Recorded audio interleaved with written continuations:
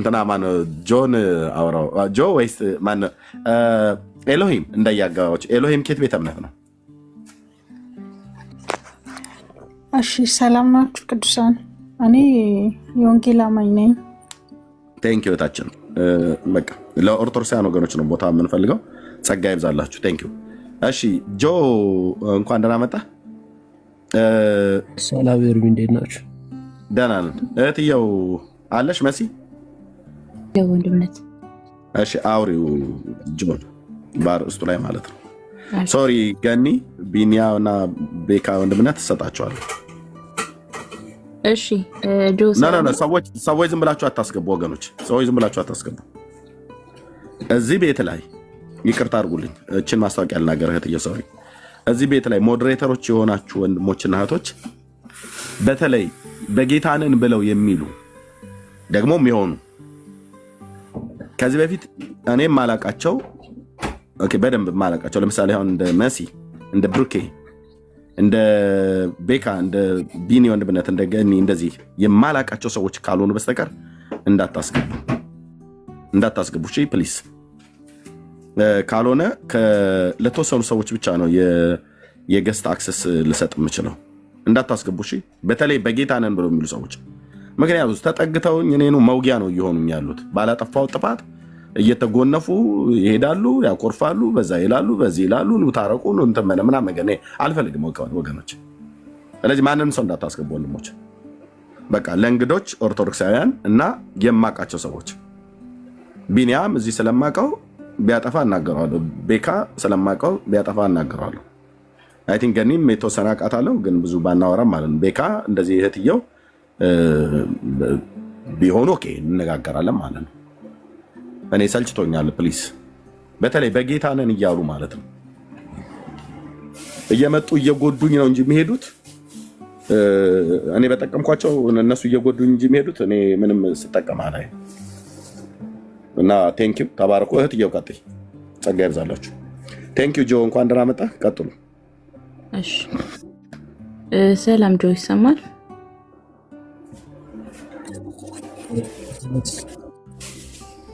ጆ ይሰማሃል?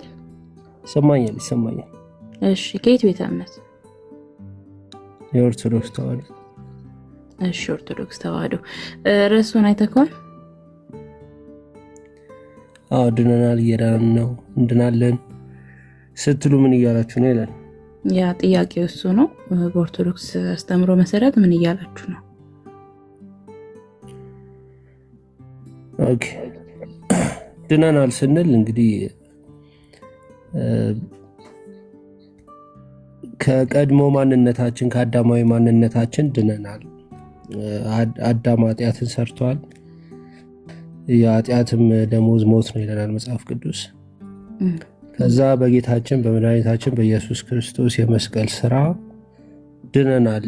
ያ የቀድሞ ማንነታችን በኃጢአት ምክንያት የመጣብን የዕዳ ፍርድ ተቀረፈልን፣ ከሱ ድነናል ነው። እሺ ድነናል የሚለውን ከነገርከኝ ከዛ ሁለተኛው እየዳንን የሚለውን ደግሞ እንቀጥላለን። እሺ አንተ ድነሃል ጆ? ድኛለሁ፣ በክርስቶስ አምናለሁ፣ ሚስጥራትን ያዘዘውን ትእዛዛት ፈጽሜያለሁ፣ ስለዚህ ድኛለሁ። እሺ መቼ ነው የዳንከው? እኔ በክርስቶስ ሳምንና ስጠመቅ። መቼ ነው የተጠመቀው? መቼ ነው ያመንከው? ያ ኦርቶዶክስ ተዋህዶ ነኝ። እንግዲህ እኛ በልጅነታችን ነው የምንጠመቀው። በ40 ቀን በ80 ቀን ነው የምንጠመቀው። እሺ በ40 ቀን ስትጠመቅ ምን አምነህ ነው የተጠመቀው ጆ? ያው የ40 ቀን ልጅ እንግዲህ ምን አምኗል? ምንም ሊያምን አይችልም። ያው ልጅ ነን። ግን የክርስቲያን ቤተሰብ የክርስቲያን ልጅ ክርስቲያን ነው ብለን እናምናለን እኛ። ስለዚህ አሁን አንተ በተናገርከው መሰረት ድነናል የሚለው አንተን አይወክልም ማለት ነው አይደል? ለምን አክሉ እየነገርኩሽ ነው ማለት ክርስቲያን ነው ያልኩሽ ነው። የክርስቲያን ልጅ ክርስቲያን ነው። እኛ አብርሃም በ99 ዓመቱ ሲገረዝ ልጁ ይስሐቅን በ8 ቀኑ ሲገርዘው ምንም አውቋል ለይስሐቅ የተገረዘው ቆይ ስለ ግርዛቱ በኋላ እናወራለን። እየጠየቅኩ ያለሁት አሁን ስላንተ ነውና እኛ ኦርቶዶክሳውያንና ግልጽ ላድርግልህ ብራዘር፣ አንዴ እንደማመጥ። አሁን አንተ ድኛለሁ ብለህ ነው የምታምነውና ምንድን ነው አምነህ ሄዳንከው? ምንድን ነው የሰማኸው? በጥምቀትና በእምነት ነው ብለሃል። መቼ ተጠመክ ስለ በ40 ቀን አይደለ? በ40 ቀን ደግሞ ምን ሰምተህ ነው የተጠመከው እያልኩ ነው። ምን ሰምተህ ምን አውቀህ ነው የተጠመከው? ወይ እሱ ልመልስልሽ የሞከርኩት እኮ እሱን ነው። እሺ ከነ ማስረጃ ብትመልስልኝ ደግሞ የበለጠ እንግባባለን። እሺ ይቀጥል። እሺ እንግዲህ መጽሐፍ ቅዱስ የሚለን ሰው ከውሃና ከመንፈስ ካልተወለደ መንግስተ ሰማያት ሊወርስ አይችልም ይለናል። ሰው ማለት ሁሉንም ያካትታል። ሕፃን ልጅ ሰው ነው፣ ትልቅ ሰው ነው፣ አዛውንት ሰው ነው፣ ዛሬ የመጣ ክርስቲያን ሰው ነው። ስለዚህ ሰው ከውሃና ከመንፈስ ካልተወለደ መንግስተ ሰማያትን ሊወርስ አይችልም። ይህንን ፕሪንሲፕል ተከትለን እኛ ክርስቶስን የምናውቅ በክርስቶስ ክርስቲያን የተባልን ክርስቲያኖች ልጆቻችንን ወደ ክርስቶስ እንወስዳቸዋለን። የዚህ ጸጋ ተካፋይ እናደርጋቸዋለን። ለምን? ሕፃናት ወደ እኔ ይመጡ ዘንድ አትከልክሏቸው ስለሚል ቃሉ። እሺ እንዳላቋርጥ ሕፃናት አይጠየቅሽኝ ልመልስ ብዬ ነው። እሺ አውሪ። አይ እንዳላቋርጥ ብዬ ነው እስካሁን ዝም ያልኩህና እየጠየቅኩ ጥያቄ ግልጽ ነው አይደለ? ስላንተ ነው እያወራሁት ያለሁት። በ40 ቀንህ አንተ ምን ሰምተህ ነው የዳንከው? ምን አምነህ ነው የዳንከው ብዬ ጠየቅኩ። በ40 ቀኑ ተጠምቆ የዳነ ሕፃን ልጅ መጽሐፍ ቅዱስ ላይ ካለ ከነ ማስረጃው በሰጠኝ አሪፍ ነው። ሕፃናት ወደ እኔ ይመጡ ዘንድ አትከልክሏቸው የሚለውን እኛ እሱን አይደለም የጠየቅኩ። አንተ ምን አምነህ ነው የዳንከው? መጽሐፍ ቅዱስ ላይ እንግዲህ አሉ። ቆርኔሌዎስ ለምሳሌ ከነ ቤተሰቦቹ ተጠመቀ ይላል። ስፔሲፋይ አላደረገም። ትላልቆች ትናንሾች ብሎ ስፔሲፋይ አላደረገም። የወይን ቤቱ ጠባቂ ቅዱስ ጳውሎስ ሲያጠምቀው ከነ ቤተሰቡ ተጠመቀ ይላል። ስለዚህ እኛ ኦርቶዶክሳውያን ሕፃናት ወደ እኔ ይመጡ ዘንድ አትከልክሏቸው በሚለው ፕሪንሲፕል እኛ ልጆቻችንን ወደ እግዚአብሔር ብንወስድ ለዚህ ጸጋ ተካፋዮች ብናደርግ ምንም ሀርም የለውም ብለን ነው የምናስበው። ከልጅነታቸው ጀምሮ ወንጌልን እየሰሙ በቤተክርስቲያን እየተመላለሱ እግዚአብሔርን እያወቁ ቢያድጉ ይሄ አላውድ ነው። የመጽሐፍ ቅዱስ የሚከለክለው አይደለም ብለን እናምናለን። በዚህ ፕሪንሲፕል የእኔ ቤተሰቦች ክርስቲያኖች ስለሆኑ እኔን አጥምቀውኛል። ከልጅነቴ ጀምሮ ወንጌልን እየሰማሁ አድጌያለሁ። ስለዚህ አም ክርስቲያን ነው። ሴም ኩዌስችን አንቺ ልጠይቅሽ እችላለሁ። ለምሳሌ አንድ ሕፃን ልጅ በስንት ዓመት ነው ክርስቶስ የሚያስፈልገው? ሰማው ካደለ አድምጠኝ። እኔ ታግሽ የምሰማው በነገራችን ላይ እንደዚህ ጭቅጭቅ እንዳይፈጠር ነው። እሺ ስለዚህ ሚዩት አድርገውና አንዴ ሚዩት አላረግህም። አንተ ራስህ ሚዩት አድርግና ስማኝ ጆ ፕሊስ። ጸባት አርጃ እኮ በስርዓት እየመለስኩ ነው። እሺ መለስክልኝ አይደል? ይበቃል። ቴንኪው በቃ አንቺን ሴም ኩዌስችን ልጠይቅሽ። አንድ ሕፃን ልጅ በስንት ዓመቱ ነው ክርስቶስ ያስፈልጓል የሚባለው? በቃ እኔ ነው የሚት ያደረግኩ። በቤተሰቦቹ አምኖ የዳነ ሕፃን ልጅ አለ መጽሐፍ ቅዱስ ላይ? በቤተሰቦቹ ስላመኑለት ተጠምቆ የዳነ መጽሐፍ ቅዱስ ላይ ማስረጃ ትሰጠኛለህ? ቅድም በቤተሰቤ ስላልክ እሺ መጽሐፍ ቅዱስ ማስረጃ ስጠኝ። በቤተሰቦቹ አምነውለት የዳነ ሕፃን ልጅ አለ መጽሐፍ ቅዱስ ላይ? እየሰማሽ አይደለም? ቅድም ጠቅሼልሽ ነበር። ጆ ፕሊስ መጽሐፍ ቅዱስ ማስረጃ ስጠኝ፣ ከነ ጥቅሱ ከነ ማስረጃው ስጠኝ፣ እናነበዋለን። ታለ ጸባት አድርጊው እባክሽ። እኔ በጣም በትህትና እየመለስኩ ነው ጥያቄዎች። አንድ ጥያቄ መጠየቅም አልችልም ታስፋኝ፣ ግን እኔ ቅድም ሰጥቼሻለሁ ለዚህ መልስ። አልሰጠኸኝም። ቆርኔሌዎስ ከነ ቤተሰቦቹ ተጠመቀ ይላል። ከነ ቤተሰቦቹ ቦታውን ከፍተህ ታነብልኛለህ? እዛ ጋር እንደዛ ሕፃናት በቤተሰቦቻቸው እምነት ይድናሉ የሚል ካገኘን እስቲ መጽሐፉን ክፈተውና እናንብበው። ገጽና ምዕራፉን ንገረኝ። ቆርኔሌዎስ ከነ ቤተሰቦቹ ተጠመቀ የሚለውን ቦታ ነው የፈለግሽው? የሐዋርያት ሥራ እኮ ክፈተውና አሳየኛ። የቱ ጋር ነው ያለው? ምዕራፍ 10 አንብብልኝ። መጽሐፍ ክፈትና አንብብልኝ።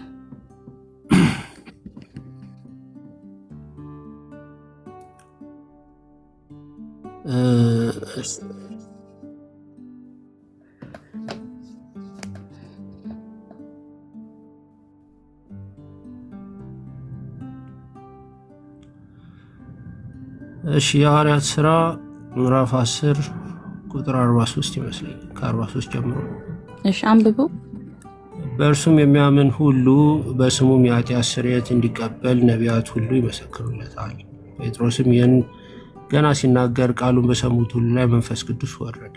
ከጴጥሮስም ጋር የመጡት ሁሉ ከተገረዙትም ወገን የሆኑ ምዕመናን በአሕዛብ ላይ ደግሞ የመንፈስ ቅዱስ ስጦታን ስለፈሰሰ ተገረሙ።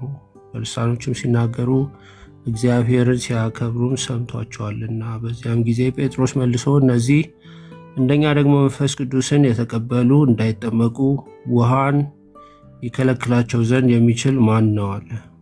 ኢየሱስ ክርስቶስም ከቁጥር 24 ጀምር ጆ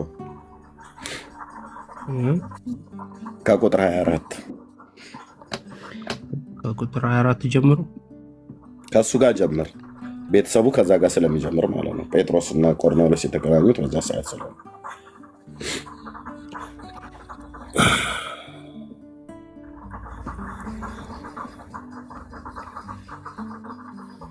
እሺ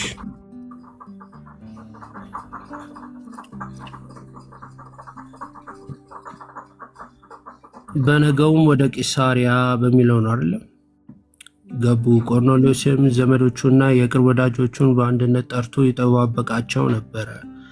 ጴጥሮስም በገባ ጊዜ ቆርኔሌዎስ ተገናኝቶት በእግሩ በታች ወደቀና ሰገደለት። ጴጥሮስ ግን ተነሳ፣ እኔ ራሴ ደግሞ ሰው ነኝ ብሎ አስነሳው።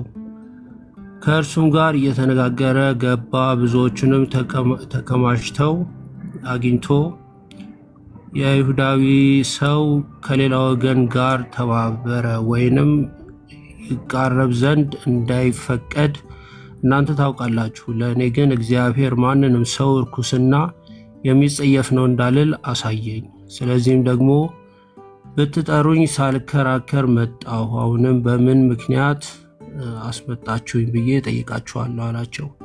ቆርኔሌዎስም እንዲህ አለ፣ በዚህ ሰዓት የዛሬ ሰዓት ቀን የ9 ሰዓት ጸሎት በቤቴ ጸልይ ነበረ። እነሆም የሚያንጸባርቅ ልብስ የለበሰ ሰው በፊቴ ቆመና ቆርኔሌዎስ ሆይ በእግዚአብሔር ፊት ጸሎትህ ተሰማ፣ ምጽዋትም ታሰበ። እንግዲህ ወደ ኢዮጴ ልከ ጴጥሮስ የተባለውን ስምዖንን አስጠራ።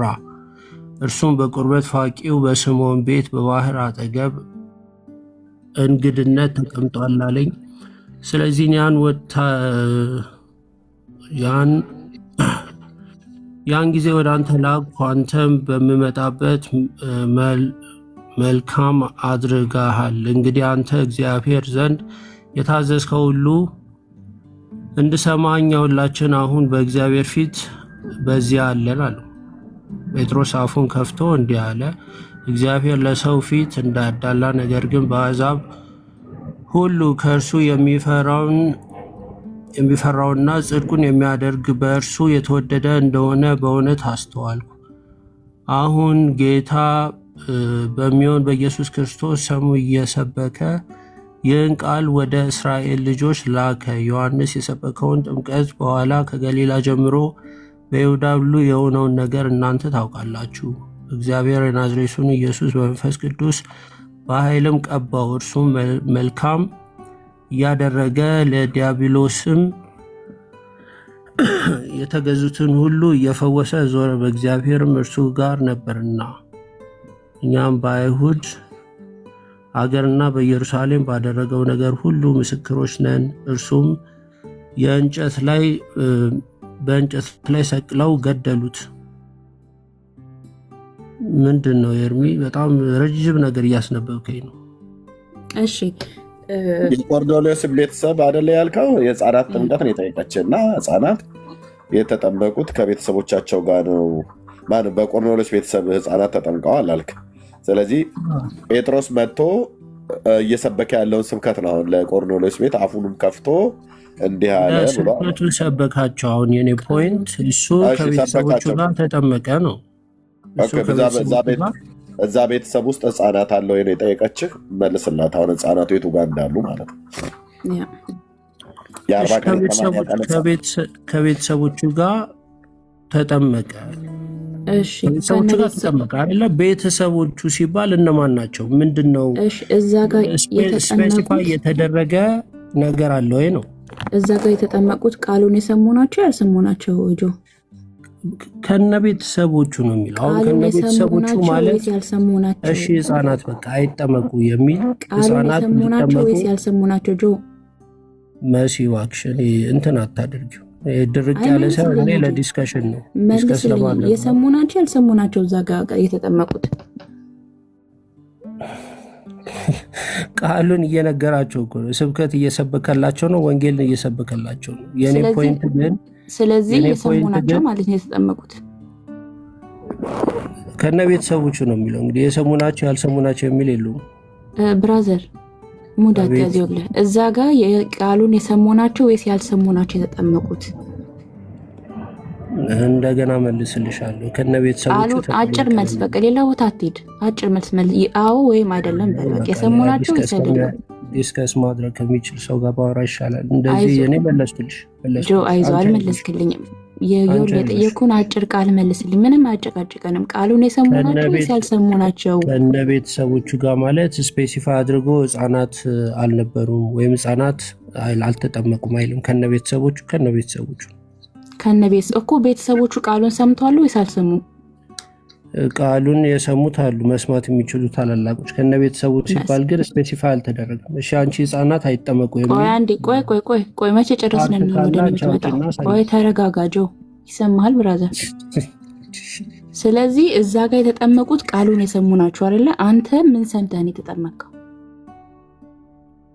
ሚውትን አንሳና መልስልኝ። እሺ አሁንም ልድገመው።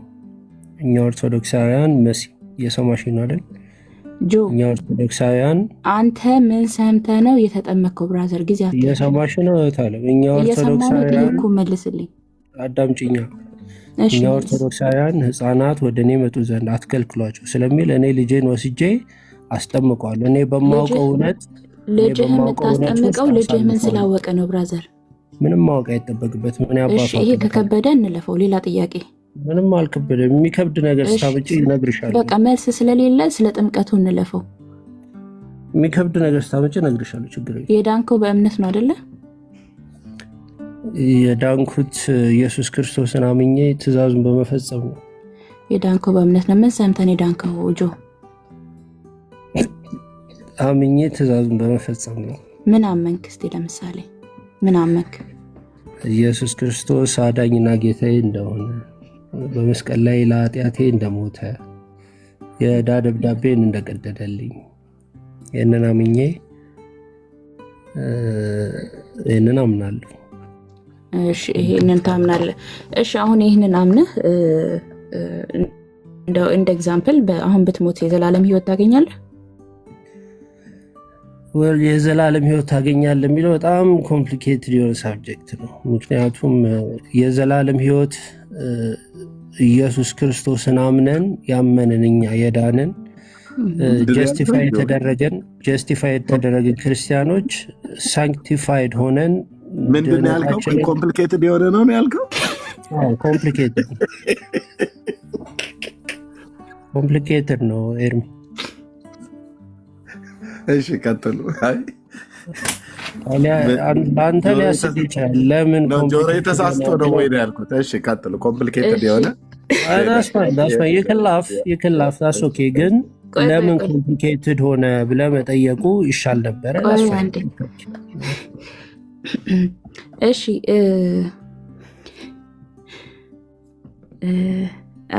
የጠየቅኩን ጥያቄ በግልጽና በአጭር አማርኛ እንድትመልስልኝ ነው የምፈልገው ጆ። አሁን አያርገውና ብትሞት የዘላለምን ህይወት ታገኛለህ ወይ ነው? አይ አላገኝም ወይ ያገኛለሁ ብለህ መልስልኝ። ይሄ እኛ ጀጅ አይደለንም። እኔ ጀጅ አይደለሁም። እኔ ፈራጅ ያመነ ሰው እኮ እግዚአብሔር ነው። ድነሃል አይደለ? ድኛለሁ ብለህ ስላልክ ያው አልመለስክልኝም። የዳነ ሰው ደግሞ ያው ቢሞት የዘላለምን ህይወት ይወርሳል አይደለ? አሁን አንተ ብትሞት መጀመሪያ እህታለም ይህን ጥያቄ ከመጠየቅሽ በፊት የጻፍሽውን ርዕስ መጀመሪያ ለራስሽ ይግባሽ። አይቼዋለሁ ስላየሁት እኮ ነው እየጠየኩ ያለሁት። እኔ እንደውም ይኸውልህ ሙሉውን አይደለም የጠየኩ፣ እያንዳንዱን ድነናል የሚለውን ጠየኩ፣ አልመለስክልኝም። እየዳንን ነው የሚለው ጋር ሊገባ ነው። ኧረ ተረጋጊ በፈጠረሽ። አንቺ መጀመሪያ ርዕስሽን ማንበብና መረዳት አለብሽ። ያስቀመጥሽው ርዕስ ድነናል፣ እየዳንን ነው፣ እንድናለን ስትሉ ምን እያላችሁ ነው? ድነናል ስትሉ ምን እያላችሁ ነው? እንድናለን ስትሉ ምን እያላችሁ ነው? መጨረሻው ድህነት ምንድን ነው ብለሽ መጠየቅ ሲገባሽ፣ አይዞህ አንተ አይደለም ድናል አወድኛለሁ አንተ አይደለህም ርዕስ እና አሁን ብትሞት መንግስተ ሰማያትን ትወርሳለህ ወይ? እንደዚህ አይደለም መጠየቅ። እኔ እየዳንኩ ነው ብዬ ገና ፕሮሰስ ያለኝ ሰው ነኝ እኮ ገና እዚህ ያልዳነ ሰው ነው። እሺ እስካሁን ምንም የመለስክልኝ መልስ የለም። መልስ እንደሌለ እያወቅኩ ነው ለእኔ እየመለስሽልኝ ነው። አንቺ ያልዳንክ ነህ እያልሽ ለእኔ እየመለስሽልኝ። አልዳንክም። አንቺ እኮ መጠየቅ ነው ያለብሽ። እኔ እምነቴን እነግርሽና አልዳንክም ብዬ ነው እኔ ከአንተ ጋር እያወራ ያለሁት። እኔ የመዳን ፕሪንስፕል እነግርሽና አንቺ ያንተ ድርሻ ነው። አልገባሽም? ያለሽ አንድም ጥቅስ አልሰጠኸኝም ስለ መዳን። እኔ ፕሪንሲፕሌን እነግርሽና እኔ ይሄንን ነው ማምነው ብዬ የኔን ፕሪንሲፕል እነግርሽና አንቺ እንዴት ነው እንደዛ የሚሆነው ብለሽ ነው መጠየቅ ያለብሽ እንጂ ለኔ ይኸውልህ ጭቅጭቅ አናርገው። እዚህ ጋር ብዙ ድኛለሁ ስትል ከምንድን ነው የዳንከው አልሽኝ አይደለም? ከዘላለም ቅጣት ድኛለሁ። በጣም ጥሩ። በምን ዳንክ? ኢየሱስ ክርስቶስን በማመን በመስቀል ላይ የተሰራልኝን ስራ በማመን እኮ። መቼ ነው ያመንከው? መቼ ነው የዳንከው ብዬ እኮ ጠይቄሃለሁ አይደል? ልጁ ጠይቄሃለሁ አይደል? መቼ ዳንክ ብዬ አልጠየኩ? አልመለስክልኝም ብራዘር። መለስኩልሽ። እሺ መቼ ነው የዳንከው? መቼ ነው የዳንከው? አምኜ ስጠመቅ። ምን አመንክ? ምን አምነህ የጠመቅከው? እሱንም እኮ መለስኩልሽ። እሺ መልስልኝ። ለህዝቡ ግልጽ እንዲሆን ለሚሰማን ሰው ግልጽ እንዲሆን ምን አምነህ ዳንክ? ለህዝቡ ግልጽ እንዲሆን አንድ ጊዜ ሚዩት አድርግልኝና የኔን እምነት ልናገር። እየቀጠልክ አላረጉም። ቀጥል። አትፍሪ። ኦኬ እኔ ሚዩት አድርጊና አንድ ጊዜ የኔን ሀሳብ ልናገር። ብራዘር ቀጥል ወደ መልስህ። እሺ እኛ ኦርቶዶክሳውያን ነን። እዚህ ለማታውቁ ኦርቶዶክስ ተዋህዶ ነን። እኛ በክርስቲያንነታችን ብራዘር ምን አምነህ ነው የዳንከው እያልኩ ነው። እሱ ነው የምመልሰው። እሺ ሌላ ተተተተተበል ለመስማት ሬዲ ስላልሆንሽ ቀጥል። ፖለቲካን ተውና ምን አምነህ እንደ ዳንክ ባጭሩ መልስልን። አንተ ምን አምነህ ነው የዳንከው? You're not ready to listen.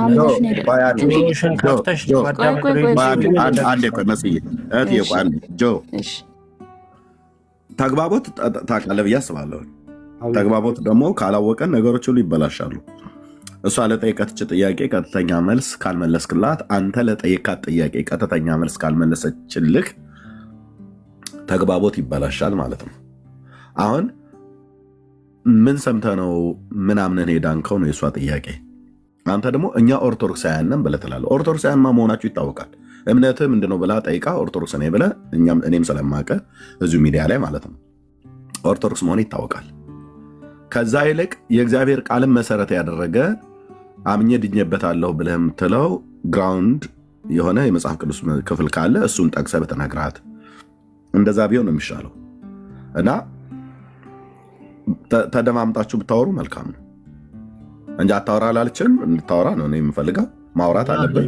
እህትየውም ደቂቃ እየሰጠሽው ምንድነው ጥያቄውን ጠይቂው። ለጥያቄው የሚመጠን መልስ መለሰ፣ ካልመለሰ ህዝቡም እንዲፈርድ ጥያቄውና የተመለሰው መልስ ምን ያህል እንደማይገናኝም ጭምር ለሰው ማሳየትም እሱም አለበት። እሱ አሁን ጥያቄ ጠይቆን እኛ ለጥያቄው የሚመጠን መልስ ካልመለስን እሱ ማድረግ ያለበት ለጠየቅኩት ጥያቄ ትክክለኛ መልስ አልተሰጠኝም፣ ልብ በሉ ሰዎች፣ የጠየቅኩትኝ እንደዚህ ነበረ ኤርሚያስን፣ እሱ ግን የመለሰልኝ እንደዚህ ነው፣ ከጥያቄ ጋር ምንም የማይገናኝ ነገር አይደለም የተመለሰው ብሎ ማለት ይችላል።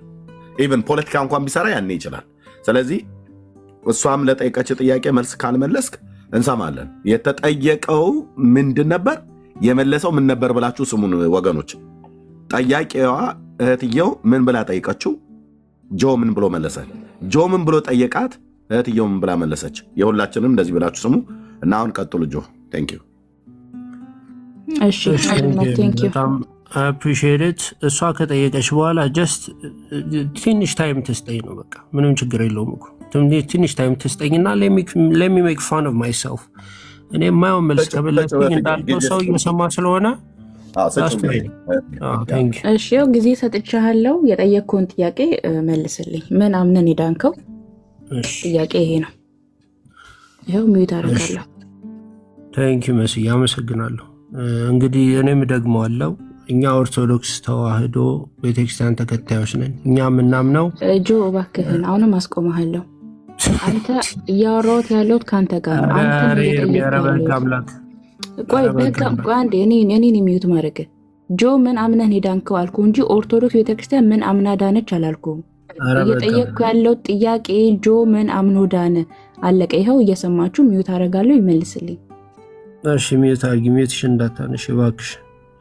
እሺ እኛ አሁንም ደግመዋለሁ፣ ኦርቶዶክስ ተዋህዶ ቤተክርስቲያን ተከታዮች እኛ የምናምነው የቤተሰቦቻችን እምነት ለእኛ ቫሊድ ነው፣ ተቀባይነት አለው።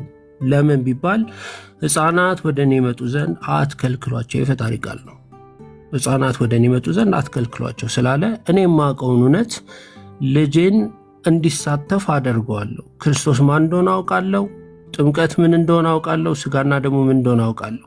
ክርስቶስን መልበስ ከሞቱ ጋር መተባበር ከትንሣኤው ጋር መተባበር እንደሆነ እኔ ያውቃለሁ። ለልጄ ግን ሕፃናት ወደ እኔ ይመጡ ዘንድ አትከልክሏቸው ስላለ ፈጣሪ የምወደውን የኔን ልጅ ወስጄ የዚህ ጸጋ ተካፋይ አደርገዋለሁ ከልጅነቱ።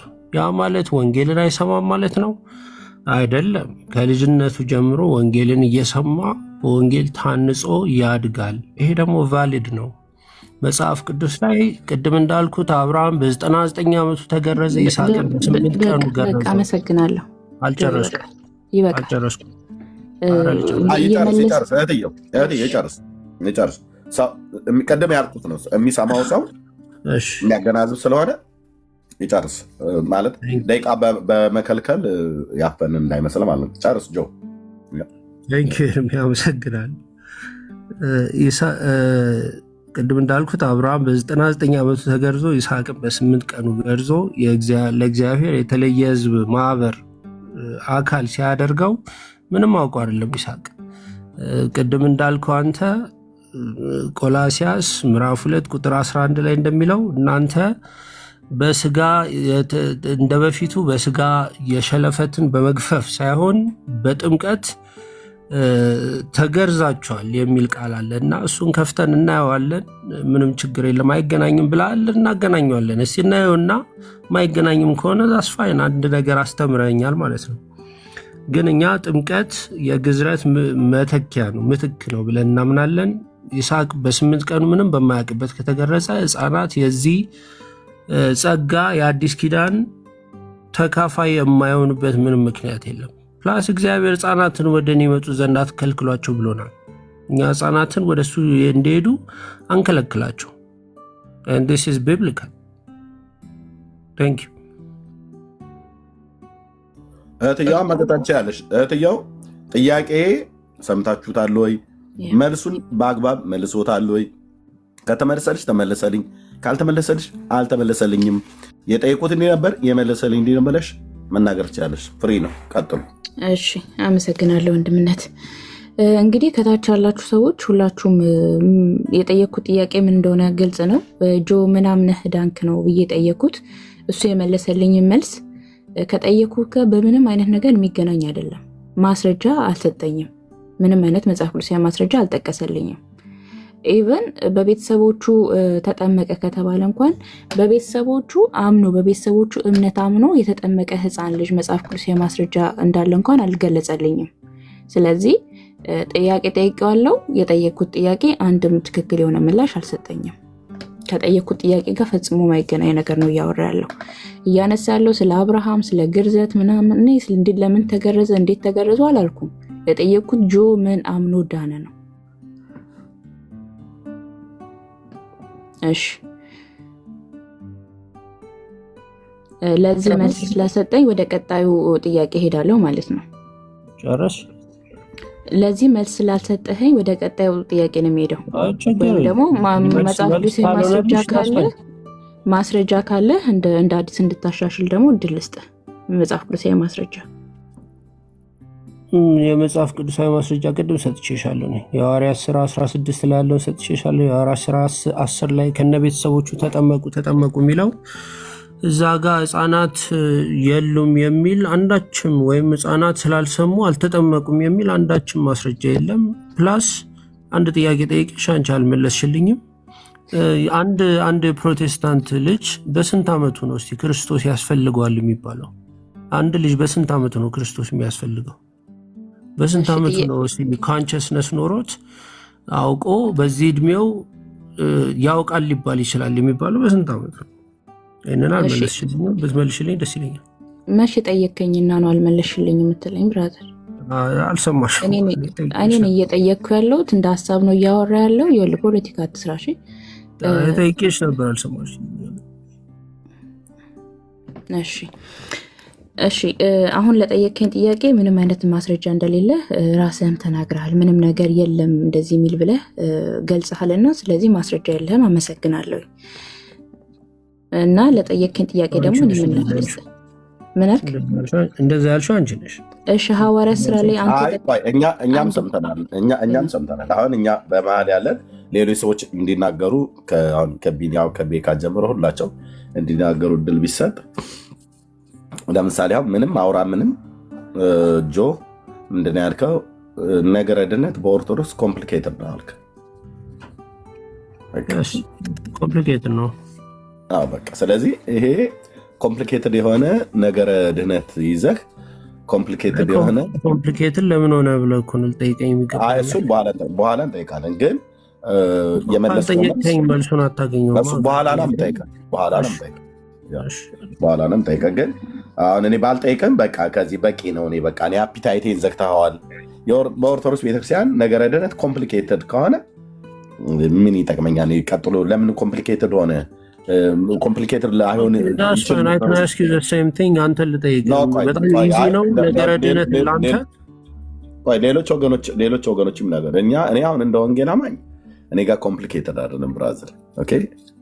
በክርስቶስ ታምናለህ፣ ትድናለህ። ዳሴት ራይት በቃ አለቀ። መጽሐፉ የሚናገረው እሱ ነው። ልጁ ያለው ህይወት አለው እያለኝ የእግዚአብሔር ቃል ዮሐንስ ልጁ የሌለው ነው ህይወት የሌለው ብሎ እያለ እየነገረን የእግዚአብሔር ቃል የእግዚአብሔር ልጅ ያለው ህይወት አለው፣ የእግዚአብሔር ልጅ የሌለው ህይወት የለውም ብሎ በ4 ነጥብ ዘግቶ ስመጥር የሆነው ሐዋርያ ዮሐንስ የዘብዴዎስ ልጅ እንዲህ ብሎ ካለ ሐዋርያቱ የጻፉትን ነው ማምነው። ስለዚህ በእግዚአብሔር ልጅ የሚያምን አይፈርድበትም፣ በማያምን ግን በአንዱ በእግዚአብሔር ልጅ ስላላመነ ግን አሁን ተፈርዶበታል እያለ እንደዚህ ብላክ ኤንድ ዋይት ኤርሚያስ ለምሳሌ አንተ በእግዚአብሔር ታምናለህ፣ በልጁ ታምናለህ። አንተ እንደፈለግህ ብትኖር መጨረሻ እኔ እኮ አሁን ማውራት የጀመርኩት እኛ ጋር ነገረ ድነት ኮምፕሊኬትድ አይደለም ብራዘርዬ።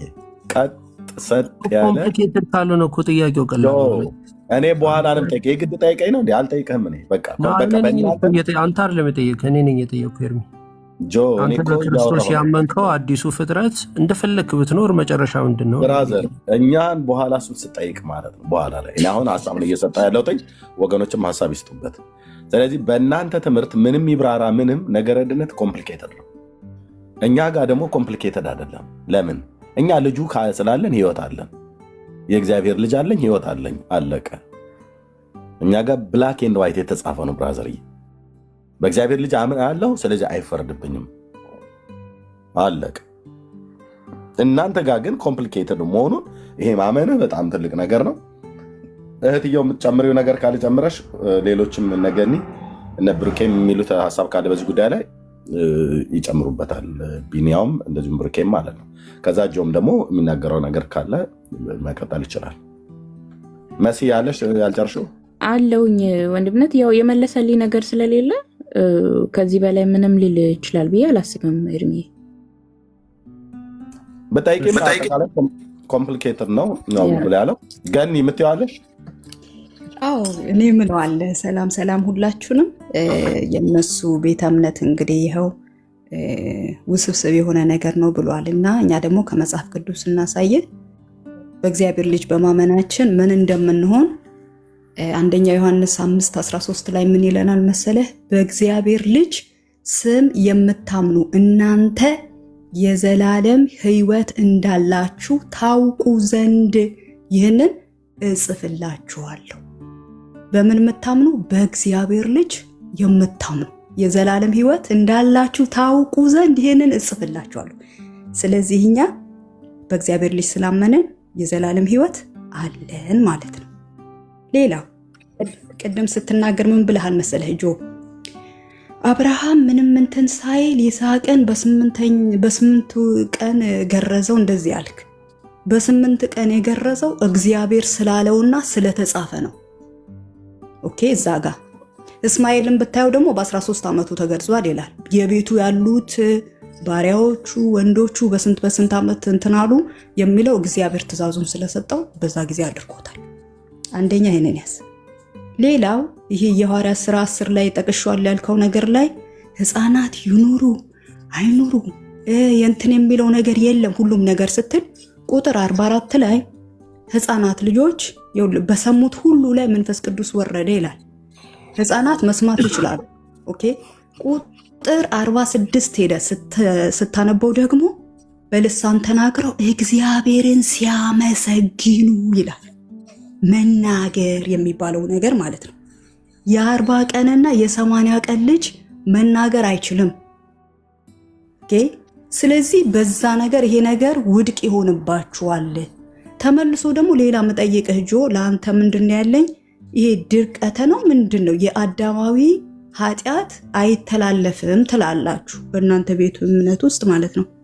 ከምን ለመዳን ነው በ40 ቀን በ80 ቀን የምታጠምቁት? ተመልሶ ደግሞ ለምንስ በወተት አታጠምቁም? ወይ ደግሞ በጠላ ለምን በውሃ ታጠምቃላችሁ? ምን ስለሰማችሁ ነው? እስቲ ይሄንን ነገር በትን አስረዳኝ። ቴንክ ዩ። እሺ ሌላ የሚናገራል ወይስ? ኦኬ። ረጅም ሰዓት ስለቆዩ ቤካና ቢኒያው የምትሉት ነገር ካለ ቤካ አለ? ያ ወንድምነት ረጅም ሰዓት ስላቆያችሁ ቢኒም ካለ ያ ችግር የለውም። አሪፍ ነው ማለት እህትዮ በደንብ አድርጋ ስለያዘችው እና መጨረሻ ልጁም ስላመነ በተለይ ኦርቶዶክስ ተዋህዶ ቤተ እምነት ያላት ነገር ድነት በጣም ኮምፕሊኬትድ እንደሆነ ምናምን መስክሯል። እውነቱን ነው። ኢትስ ቬሪ ኮምፕሊኬትድ ባይ ዘ ዌይ ማለት የሚድኑበት መንገድ በጣም ብዙ ስለሆነ በየትኛው መንገድ እንዳሉ እርግጠኞች ስላይደሉ ኮምፕሊኬትድ ባይሆን ነው የሚገርመኝ እኔ በነገራችን ላይ እና እግዚአብሔር ይባርከው ወንድምነት። ይታወቅ የለ ስንት አይነት የነገሩ የመዳኛ መንገዶች እንዳሉ እዚህ በተላከው በእግዚአብሔር በኢየሱስ ብቻ በማመን አይደለም የሚዳነው በዛ በጣም ብዙ ስለሆነ ለዚህ ነው እርግጠኛ ያለው ነውና ጌታ ይመስገን። እንኳንም እኔ ጴንጤ ሆንኩኝ which በትክክል ነው የዳንኩበትን መዳን አደረኝ አውቃለሁ። ኤንድ ደግሞ አሁንም የት እንዳለው አውቃለሁ። ወደፊት ምን ልሆን እንደምችልም ደግሞ አውቃለሁ ማለት ነው። ሶ ኢቨን እንኳን አሁንኛ ሁሉም እዚህ ያለው ጴንጤ በጠቅላላ የት እንዳለ እርግጠኛ ነው። ለምሳሌ ኤፌሶ ምዕራፍ 2 ቁጥር 6 እና 7 እንደዚህ ያለ እግዚአብሔርም ከክርስቶስ ጋር አስነሳን፣ በክርስቶስም ኢየሱስ በሰማይ ስፍራ ከሱ ጋር አስቀመጠን ይላልና አሁን እንኳን የተቀመጥነው በላይ በሰማይ ከክርስቶስ ጋር ነን። አሁን እንኳን በሴም ታይም ማለት ነው። ሐሳብ ተሰጥቶ ግን በእንደዚህ አይነት ጊዜ ለማስረጃነት ይዞ መምጣት አያስቸግርም ወይ? አንተንስ አላስቸገረም ወይ? ለምን ቅድም እህቴ ትንሽ ነካክታዋለች። ግርዘት እግዚአብሔር የሰጠው ትእዛዝ እንደሆነ መጽሐፍ ቅዱስ በብዙ ቦታዎች በማስረጃነት ይናገራል። የግርዘቱ ትእዛዛዊ ነው ብለህ ካመንክ ግርዘት በጥምቀት ተተክቷል ብላችሁ የምትናገሩ ከሆነ ጥምቀቱስ ልጆችን ለማስጠመቅ ትእዛዛዊ ነው ወይ? ለምን ምትክ ነው ስላልክ በግርዘት ማለት ነው። እዚህ ግርዘት በአንደኛ ደረጃ ምንም የማናመቻቸው ትእዛዝ ስለሆነ ማለት ነው ከእግዚአብሔር ዘንድ የተሰጠ። ይህን መቼም አትክድም። አሳየኝ ካልክ ማስረጃ ላሳይህ እችላለሁ በተለያየ ቦታ ላይ ስለተጻፈ ማለት ነው። የጥምቀቱ ግን ምትክ ነው የምትሉት በግብታዊ ወይም በመላምት ነው እንጂ ማስረጃ የለውም። ተተክቷል ከተባለ ግን ለምን ትእዛዛዊ አልሆነም የሚለውን አንግል ማየት ይጠበቅብሃል። በዛው ስትሄድ እንድትመልሰው። ሌላው ቅድም ለእህቴ መሲ ስትነግራት ሰው ነው፣ ህፃን የለም፣ አዋቂ የለም፣ አዛውንት የለም፣ ሽማግሌ የለም፣ ሁሉም ሰው ነው። በዮሐንስ ወንጌል አማካኝነት ሁለት አማካኝነት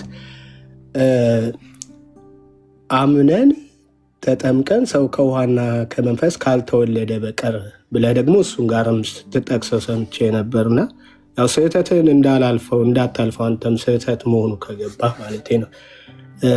እንደዛ ስትል ሁሉም ሰው ሕፃንም አዋቂም አይልም፣ ስፔሲፊክ አያደርግም ነው እንደውም ያልከው ቃል በቃል ማለት ነው። ስፔሲፊክ አልተደረገም አልክ። ስፔሲፊክ ባይደረግስ ጥምቀቱ አንድን ሕፃን ቤተሰቦቻቸው ወስደው ምን ይሉታል? ያስጠምቁታል። በእነሱ እምነት የእኛ ምን ያደርጋል አልክ? እንግሊዝኛ ተጠቅመ የተናገርከው ነበረ። አንድ ቃል አስታውሰኝ። አንድ ቃል እንግሊዝኛ አስታውሰ እንትን ብለህ ተጠቅመሃል።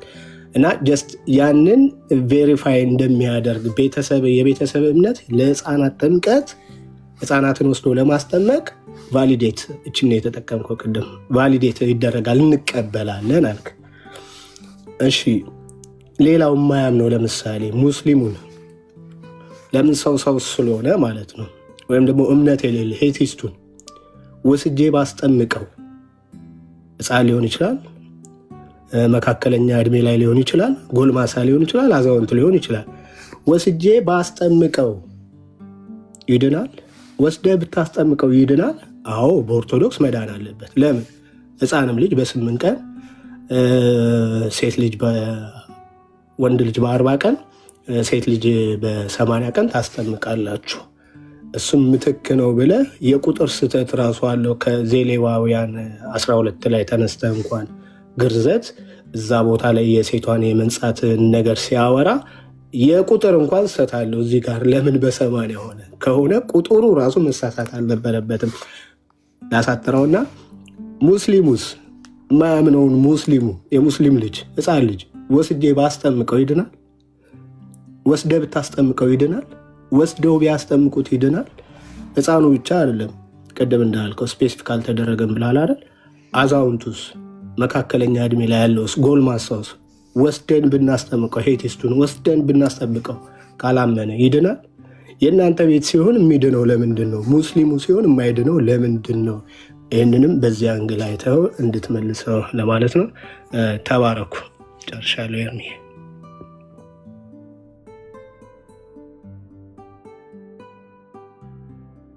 ቴንኪ ወንድምነት ተባረክ። እሺ ጆ ቅድም ብትጠይቀኝ ያልከውን ወደ ጥያቄ ከበዛብህ ይቅርታ እንግዲህ ስለ ጉንፋን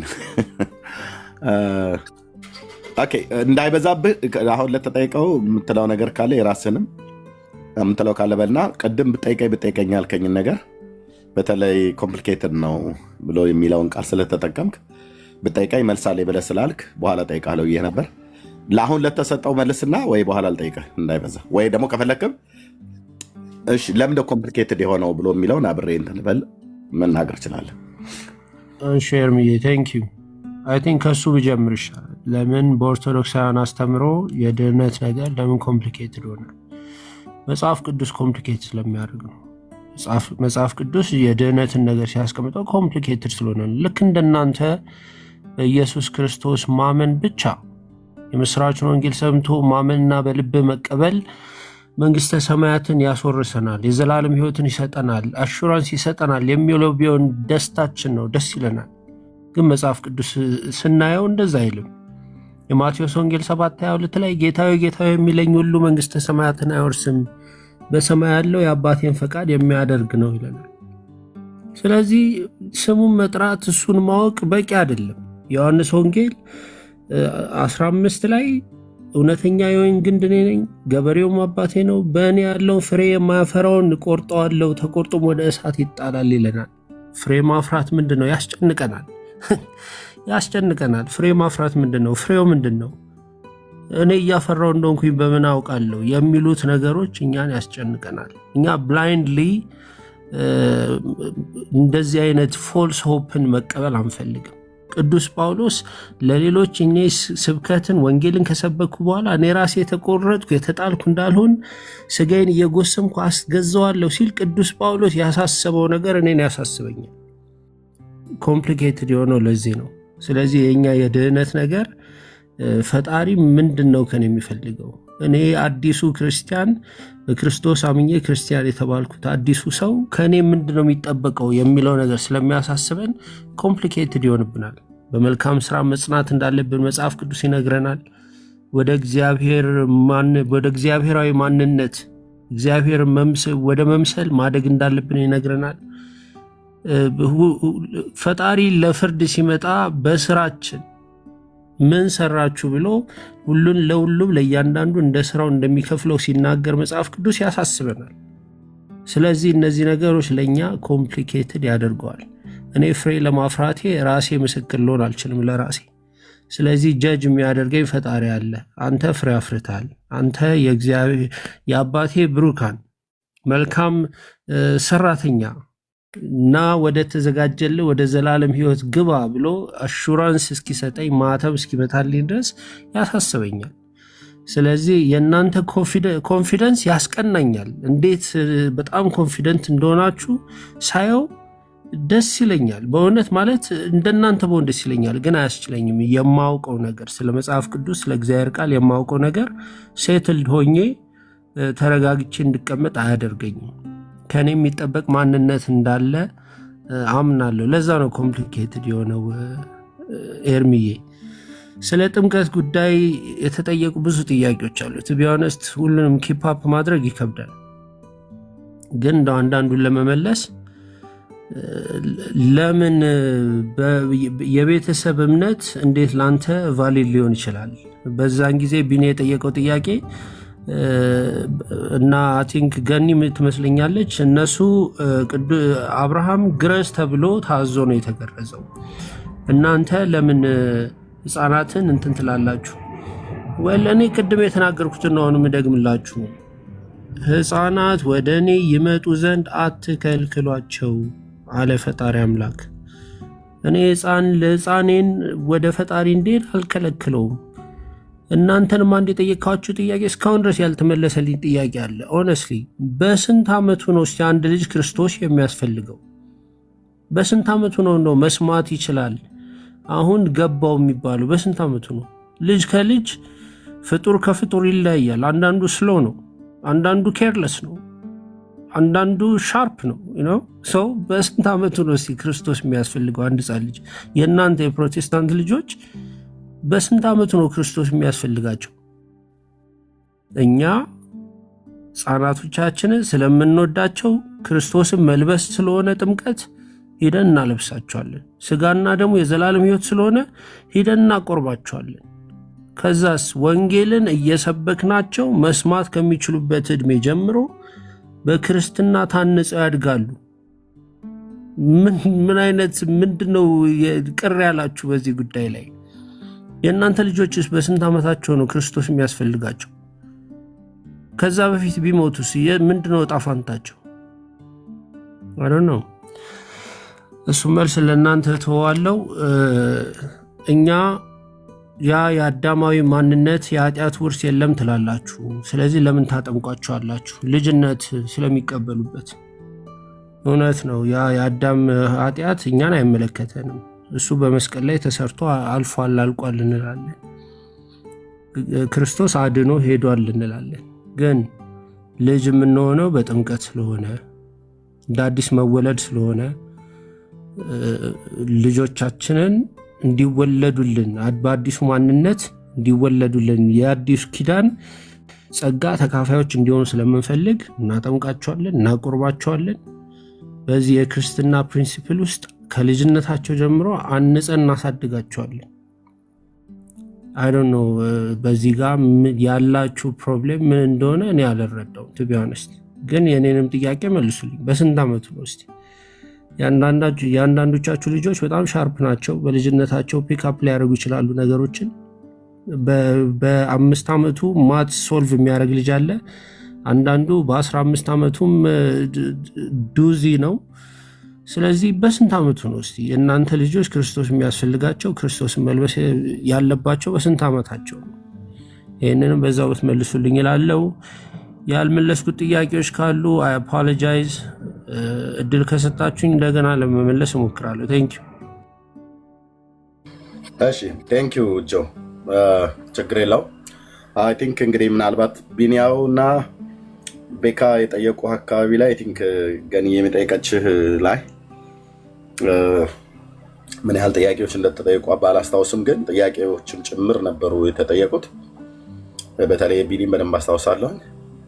መልሰዋል አልመለስከውም፣ በኋላ ስሰጣቸው እነሱ ወይ ይናገራሉ። ኦኬ እኛን አንድ ጥያቄ ጠይቀህናል፣ ያን ጥያቄ እንመልሳለን። ግን ወንድምነት ብሩኬ ለዚህ ነው ከኦርቶዶክስ ነው የወጣሁት ነው ያልከው? ቅድም አንድ ኮሜንት ጽፋ አይቼ ነበረ። ለምን ነበር ከኦርቶዶክስ የወጣኸው?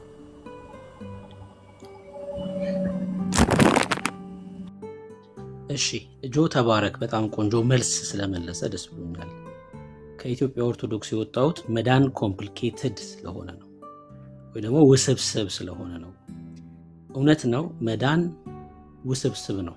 ምን ከሆነ ሰው ሰራሽ ከሆነ መዳን ባቀለለው በክርስቶስ ኢየሱስ ከሆነ ደግሞ መዳን ቀላል ነው። መዳን ቀልሎ አይደለም፣ ጌታ ስላቀለለው ነው። መዳን በእግዚአብሔር ዘንድ ከሆነ ቀላል ነው።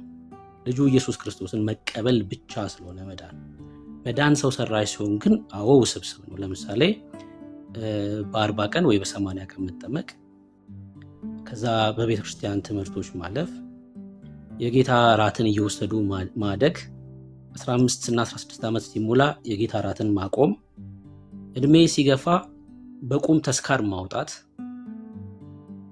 ከዛ እንደገና ወደ ቁርባን መመለስ። በእነዚህ ዓመታት ውስጥ ደግሞ ምንድነው ማህበር እያወጡ ፍጡራንን ተስፋ ማድረግ፣ ሲሞቱ ፍታት መፈታትና እኔ እንጃ በሚል መንፈስ ከዚህ ዓለም ይሸኛሉ። መዳን በኦርቶዶክስ ይሄ ነው፣ ትክክል ነው፣ እስማማለሁ። ለዛ ነው ከኢትዮጵያ ኦርቶዶክስ የወጣሁት። መዳን ውስብስብ ስለሆነ አንድ ሰው ኢትዮጵያ ኦርቶዶክስ ሆኖ እርግጠኛ ሆኖ የዘላለም ሕይወት አለኝ ብሎ መናገር አይችልም። ያ ደግሞ ከሆነ ከእስልምና ከቡዲዝምና ኢቲስት ከሆኑ ሰዎች በምንም ልትለይ አትችልም። ክርስቶስ አለኝ ብለ ስለ መዳን እርግጠኛ ካልሆንክ ከእስልምና በምንም አትለይም። ከቡዲዝምም እንዳልኩት እምነት ጌታ እግዚአብሔር የለም ብለው ከሚያምኑትም ሰዎች በምንም አትለይም። እዛ ነው ክርስቲያን የሆንኩት። እኔ በጣም ራሴን ስለምወድ ከሞት ራሴን ማስመለጥ ስለነበረብኝ እኔ እንጃ ወይ ደግሞ ውስብስብ ከሆነው እምነት ወደ እግዚአብሔር ፕሮግራም መጥቻለሁ። የእግዚአብሔር ፕሮግራም ደግሞ በልጁ በክርስቶስ ኢየሱስ በእግዚአብሔር ፊት ነውር አልባ እንድንሆን ወቃለቀ። ለዛ ነው እንደዚህም ብለው እንዲያምኑ ምክንያት የሆናቸው ቅዱስ ነው ብለው የተቀበሉት የአምላካችን የእግዚአብሔር ቃል ነው ውስብስብ እንዲሆንብን ያደረገው ብሏል። እሱም ላይ ሄድበት።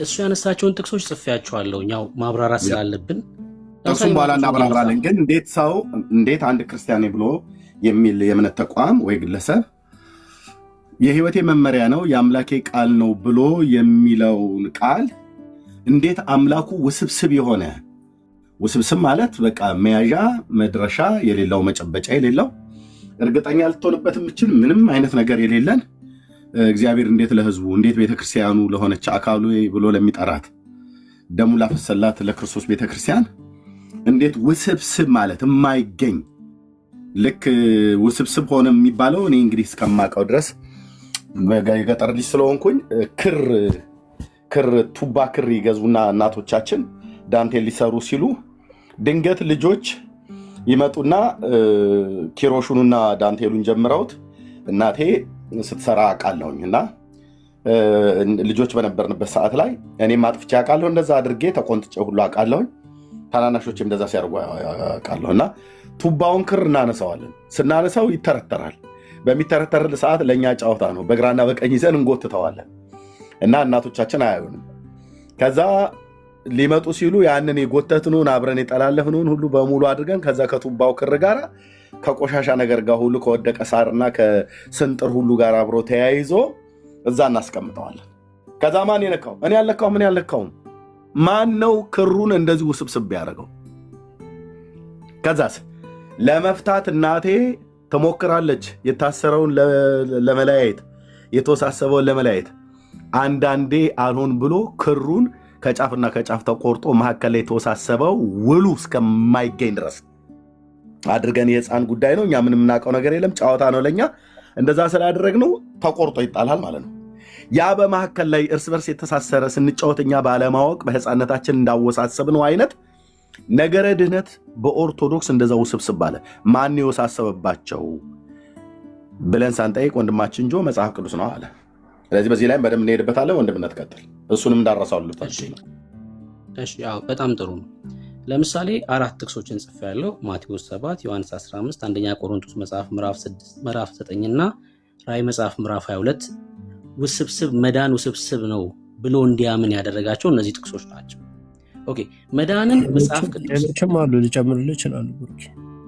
እሺ አይ ቅድም ስትናገር የሰማሁትን ነው የጻፍኩት። እሺ አይ ይኖራሉ ኦፍ ኮርስ ይኖራሉ።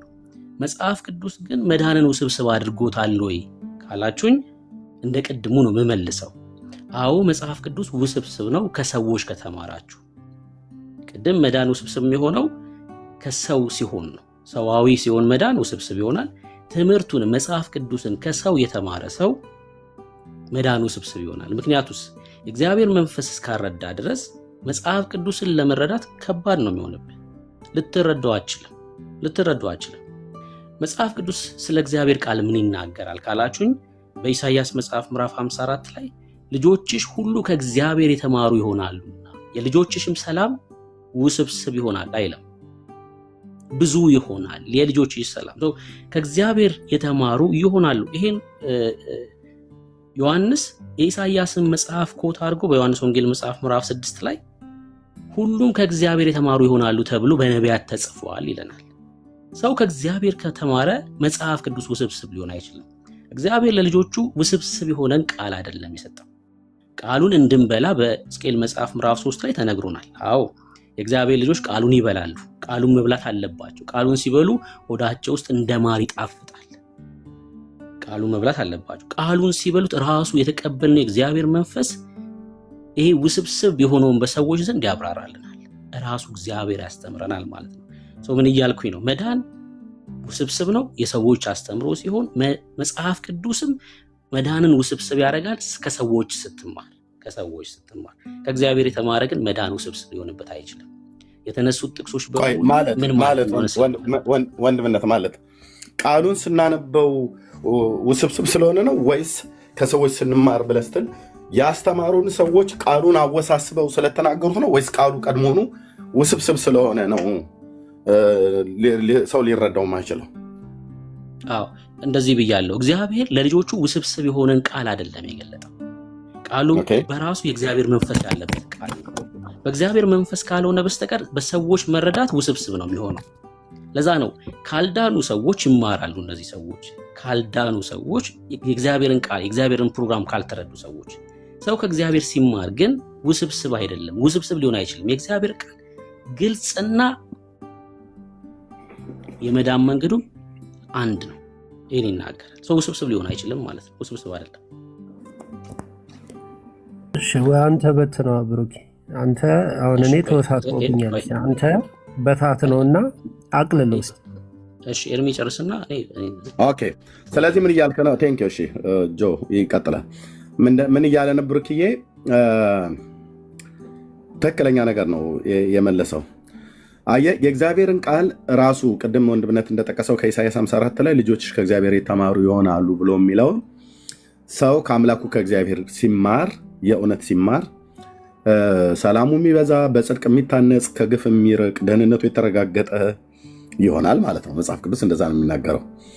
ግን እግዚአብሔር ካላካቸው ሰዎች ወይም ደግሞ እግዚአብሔር ልኳቸው ከመንገድ የወጡ ለእግዚአብሔር ለጽድቅ ቃል ታማኞች ያልሆኑ ሰዎች ከእንደነዚህ አይነት ገንዘብ ወዳድ የዚህ ዓለም ነገር ፈላጊ የሆኑ በሰዎች ዘንድ ክብርንና ዝናን ጥቅምን ፈላጊ ሲሆኑ ከጽድቅ ጎዳና ሲርቁ ማለት ነው።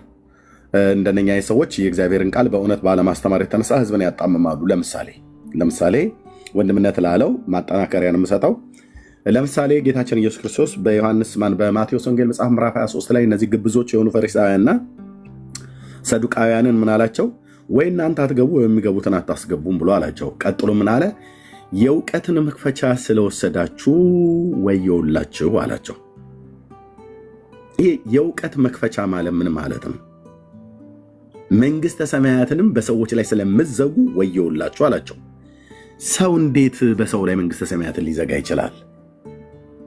የኔ የእረኛው የኤርምያስ ጥያቄ ነበር። ያን ክፍል ሳነብ እንዴት አድርገው ነው መንግሥተ ሰማያትን የዘጉባቸው? ግብዞች የሆኑ ፈሪሳውያንና ሰዱቃውያኑ በተቀረው የአይሁድ ሕዝብ ላይ እንዴት አድርገው ነበር የዘጉባቸው? የእውቀትን መክፈቻ ወስደው። የእውቀት መክፈቻ ማለት ምን ማለት ነው? የእግዚአብሔር የቃሉን እውነተኛ ትርጓሜ ደብቀው ማለት ነው። እውነተኛውን ትርጓሜ ደብቀው ምን ነገሯቸው? አጣመው አስተማሯቸው። መጽሐፍትና የእግዚአብሔርን ኃይል አታውቁምና፣ መጽሐፉን ይዘውት ግን መጽሐፍትና የእግዚአብሔርን ኃይል አታውቁምና ትስታላችሁ ተብሎ የተባለው ማህበረሰብ እነዚህ የእውቀትን መክፈቻ የወሰዱ ሰዎች የእግዚአብሔር ቃል በብሉይ ኪዳን ስለ መሲሁ መምጣት፣ ስለ መሲሁ መወለድ፣ ስለ መሲሁ መሞት፣ የሚመጣበት ዘመን በምን አይነት ዘመን እንደሆነ ነቢያት መርምረው የተናገሩትን የእግዚአብሔርን ቃል ለሕዝቡ ሲተረጉሙ ተርጓሚያንን የሚባሉት እነዛ መጽሐፍ ታዋቂ ነን የሚሉት በተለይ እነዚህ ሁለቱ ግሩፖች ፈሪሳውያንና ሰዱቃውያኑ የተባሉቱ የእግዚአብሔርን ቃል ከአውዱ አፋተው ከእውነተኛው ትርጓሜ አውጥተው ሰው መንግሥተ ሰማያት የሚገባበትን መዳንን የሚያገኝበትን እውቀት ደብቀውት ሰውረውት አጣመው ተረጎሙ ማለት ነው። ስለዚህም ነው ኢየሱስን ለምንድን ነው አይሁዳውያኑ ያልተቀበሉት ብላችሁ ብትሉ ብትመረምሩ የምታገኙት ከሐሰት አስተማሪዎች ትርክትና ትምህርት የተነሳ ነው ያላወቁት። ለምን? አንደኛ ዘመኑን እንዲያውቁ ዘመን ተነግሯቸዋል በዳንኤል። ወላጂቱን እንዲያውቁ ወላጂቱ ድንግል ሴት ነው ተብሎ ተነግሯቸዋል በኢሳይያስ። የሚወለድበትን ቤተሰብ እንዳያውቁ ከእሴይ ግንድና ከዳዊት ዘር ነው የሚወጣው ተብሎ ተነግሯል በነቢያት። የተወለደበትን መንደር አናቅም ብለው እንዳይሉ በሚኪያስ ቤተልሔም ኤፍራታ ነው የሚወለደው ብለዋል። ኦኬ። የሚሞትበትን ጊዜ ኢሳይያስ፣ ዳንኤል ተናግሯል። እንደዚሁም በምሳሌ ዮናስ ሁሉ የአማቴው ልጅ ነቢይ ዮናስ በአሳ አንባሪ ሆድ ውስጥ መሆኑ ጌታ ከተናገረበት ክፍል ተነስተን መረዳት እንችላለን። ታዲያ ይሄ ሁሉ ተጽፎ ለምን አላወቁትም? ለምንድን ነው ያልተጠባበቁት? ዘመኑን እንዳይጠባበቁ ምንድን የከለከላቸው ብለህ ስትል ዘመኑን እንዳይረዱት እንዳያውቁት የአይሁድ መምህራን አጣመው ህዝቡን አስተማሩት ማለት ነው። ለምን? መሲህ የሚመጣበት ጊዜና ዘመን አይታወቅም ነው የሚሉት። ያኔም አሁንም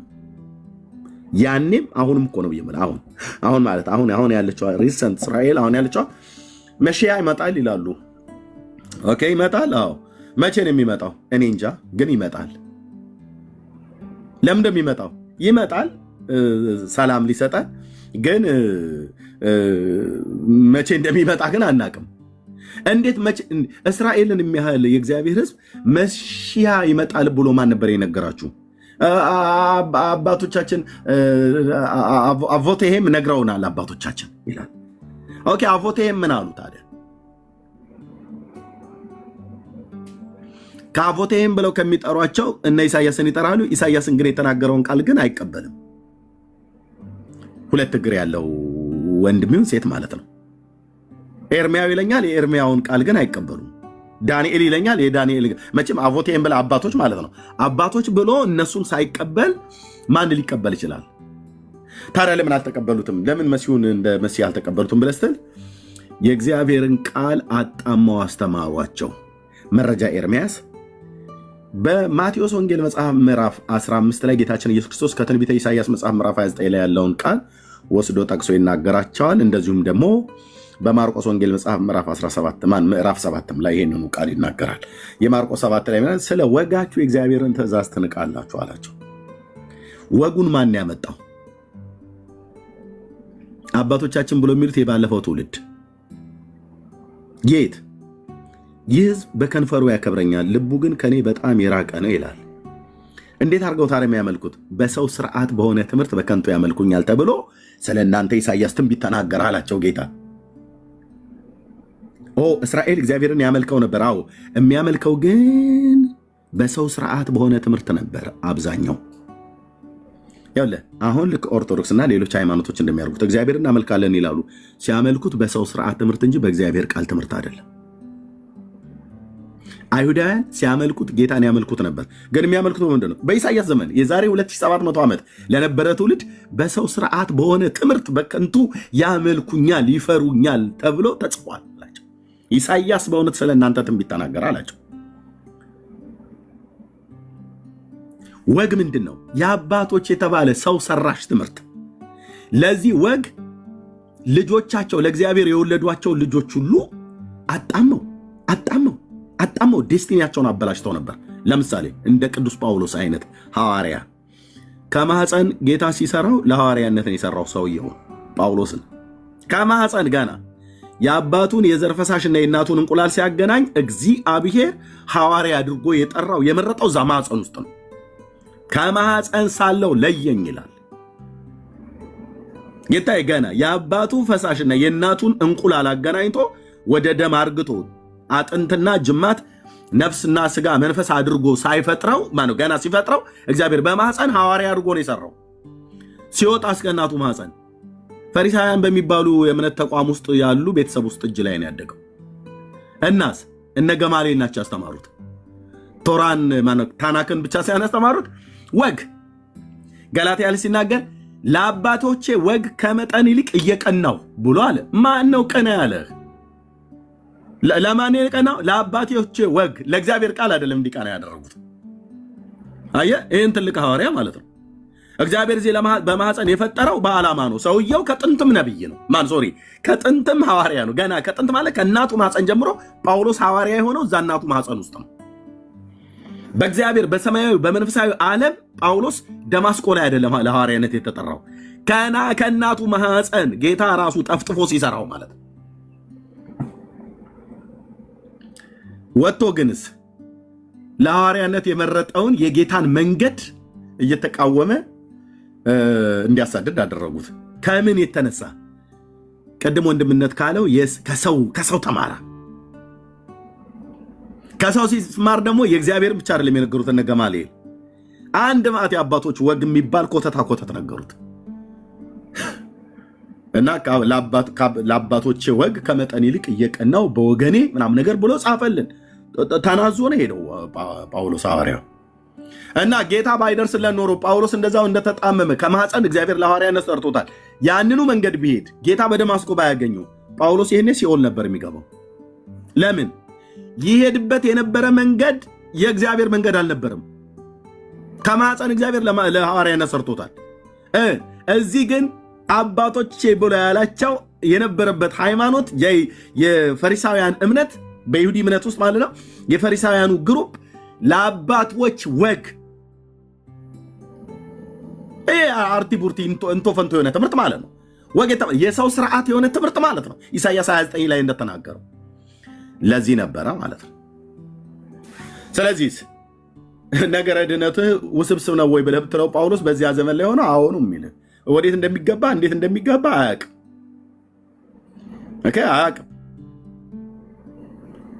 አያውቅም። እስራኤላዊ ነው። አዎ ከነገደ ብንያም ነው። ምንም ጥርጥር የለውም። በራሱ በአይሁድ ሃይማኖት ውስጥ የፈሪሳውያኑ ግሩፕ የሚያምነው አለ። የፈሪሳውያን ግሩፕ የሚያምነውን ሰዱቃውያኑ አያምኑትም። የሰዱቃውያኑ የሚያምኑትም ፈሪሳውያኑ አያምኑትም። የሰዱቃውያኑ የሚያምኑትን አሴናውያኑ አያምኑትም። የአሴናውያኑ ቀናአናውያኑ አያምኑትም። የቀናአናውያኑ ሂላልና ሻህማ የሚናገሩትን አያምኑትም። በጌታ ዘመን እኮ ስንት ቦታ ነበር የተበጣጠሱት አይሁዳውያን፣ ጌታ በስጋ በመጣበት ዘመን ማለት ነው። ስለዚህ ለሰው ስርዓት ትምህርት እየተገዙ በከንቱ እያመለኩ ግብዞች ሆነው የነበሩበት ነበር። ስለዚህ ነገረ ድህነት ሂድና በአይሁዳውያኑ ጠይቅ፣ ውስብስብ ነው። በኦርቶዶክሳውያን ውስጥ ጠይቅ፣ ይሄ ወንድማችን አሁን እንደመለሰልን ውስብስብ ነው ይላል። ስለዚህ ወገኔ ውስብስብ ከሆነ ኮምፕሊኬትድ ከሆነ ነገረ ድህነት ካላት ከኦርቶዶክስ ቤተክርስቲያን ይሁን ከአይሁድ ሃይማኖት፣ ከእስልምና ሃይማኖት፣ ከካቶሊክም ሃይማኖት፣ ከየትኛውም ሃይማኖት አምልጡ። ብሩክዬ አመለጥኩ አለ። አምልጡ። ኤርምያስም አምልጫለሁ። አምልጥ። ነገረ ድህነትን መንግስተ ሰማያት መግባትን ውስብስብ ካደረገብህ ሃይማኖት በእውነት ነው ብዬ ቀን ሳለ ለጫማዎት በኋላ ያስቡበታል ተብሎ የተባለው ማስታወቂያ ትዝም ባይልም ሽሽ፣ አምልጥ።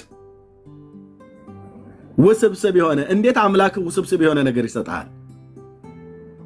ለእኔ ግን እንደዚህ አይደለም፣ ለእኛ ግን እንደዚህ አይደለም። እና ወንድምነት ቀጥል። ቴንኪው። በጣም ጥሩ ነገር ነው የተናገርከው። ቴንኪው ወገኖች፣ ሌሎቻችሁ ብርኬ ይቀጥል። ምናልባት ያነሳቸው ጥቅሶች ላይ እንሄድበት ወይስ? ወጥቷል። እሱም እንዳይጠየቅ ወጥቷል። አይ ቲንክ ኔትወርክ ነው ወይስ አውቆ ነው? አይ ውስብስብ እኛማ እንሄድበትም። እሱ ራሱ መጥቶ ካለ ማለት ነው፣ ከሌለም ሌሎቹ መጥተው ይስጡ። በኦርቶዶክስ ነገረ ውስብስብ መሆኑን ነው የምታስተምረው። ኦኬ ብራዘርዬ፣ አቶ ሞቲቬሽን ምን ይባለው? እኔ እናቴ ስታሳድገኝ ሰው ሲናገር ቀደም አትበል ብልግና ነው እያለች ነው ያስተማረችኝ እናቴ። እንደገባህ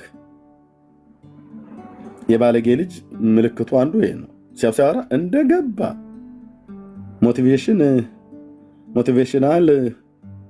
ሞቲቬሽንስ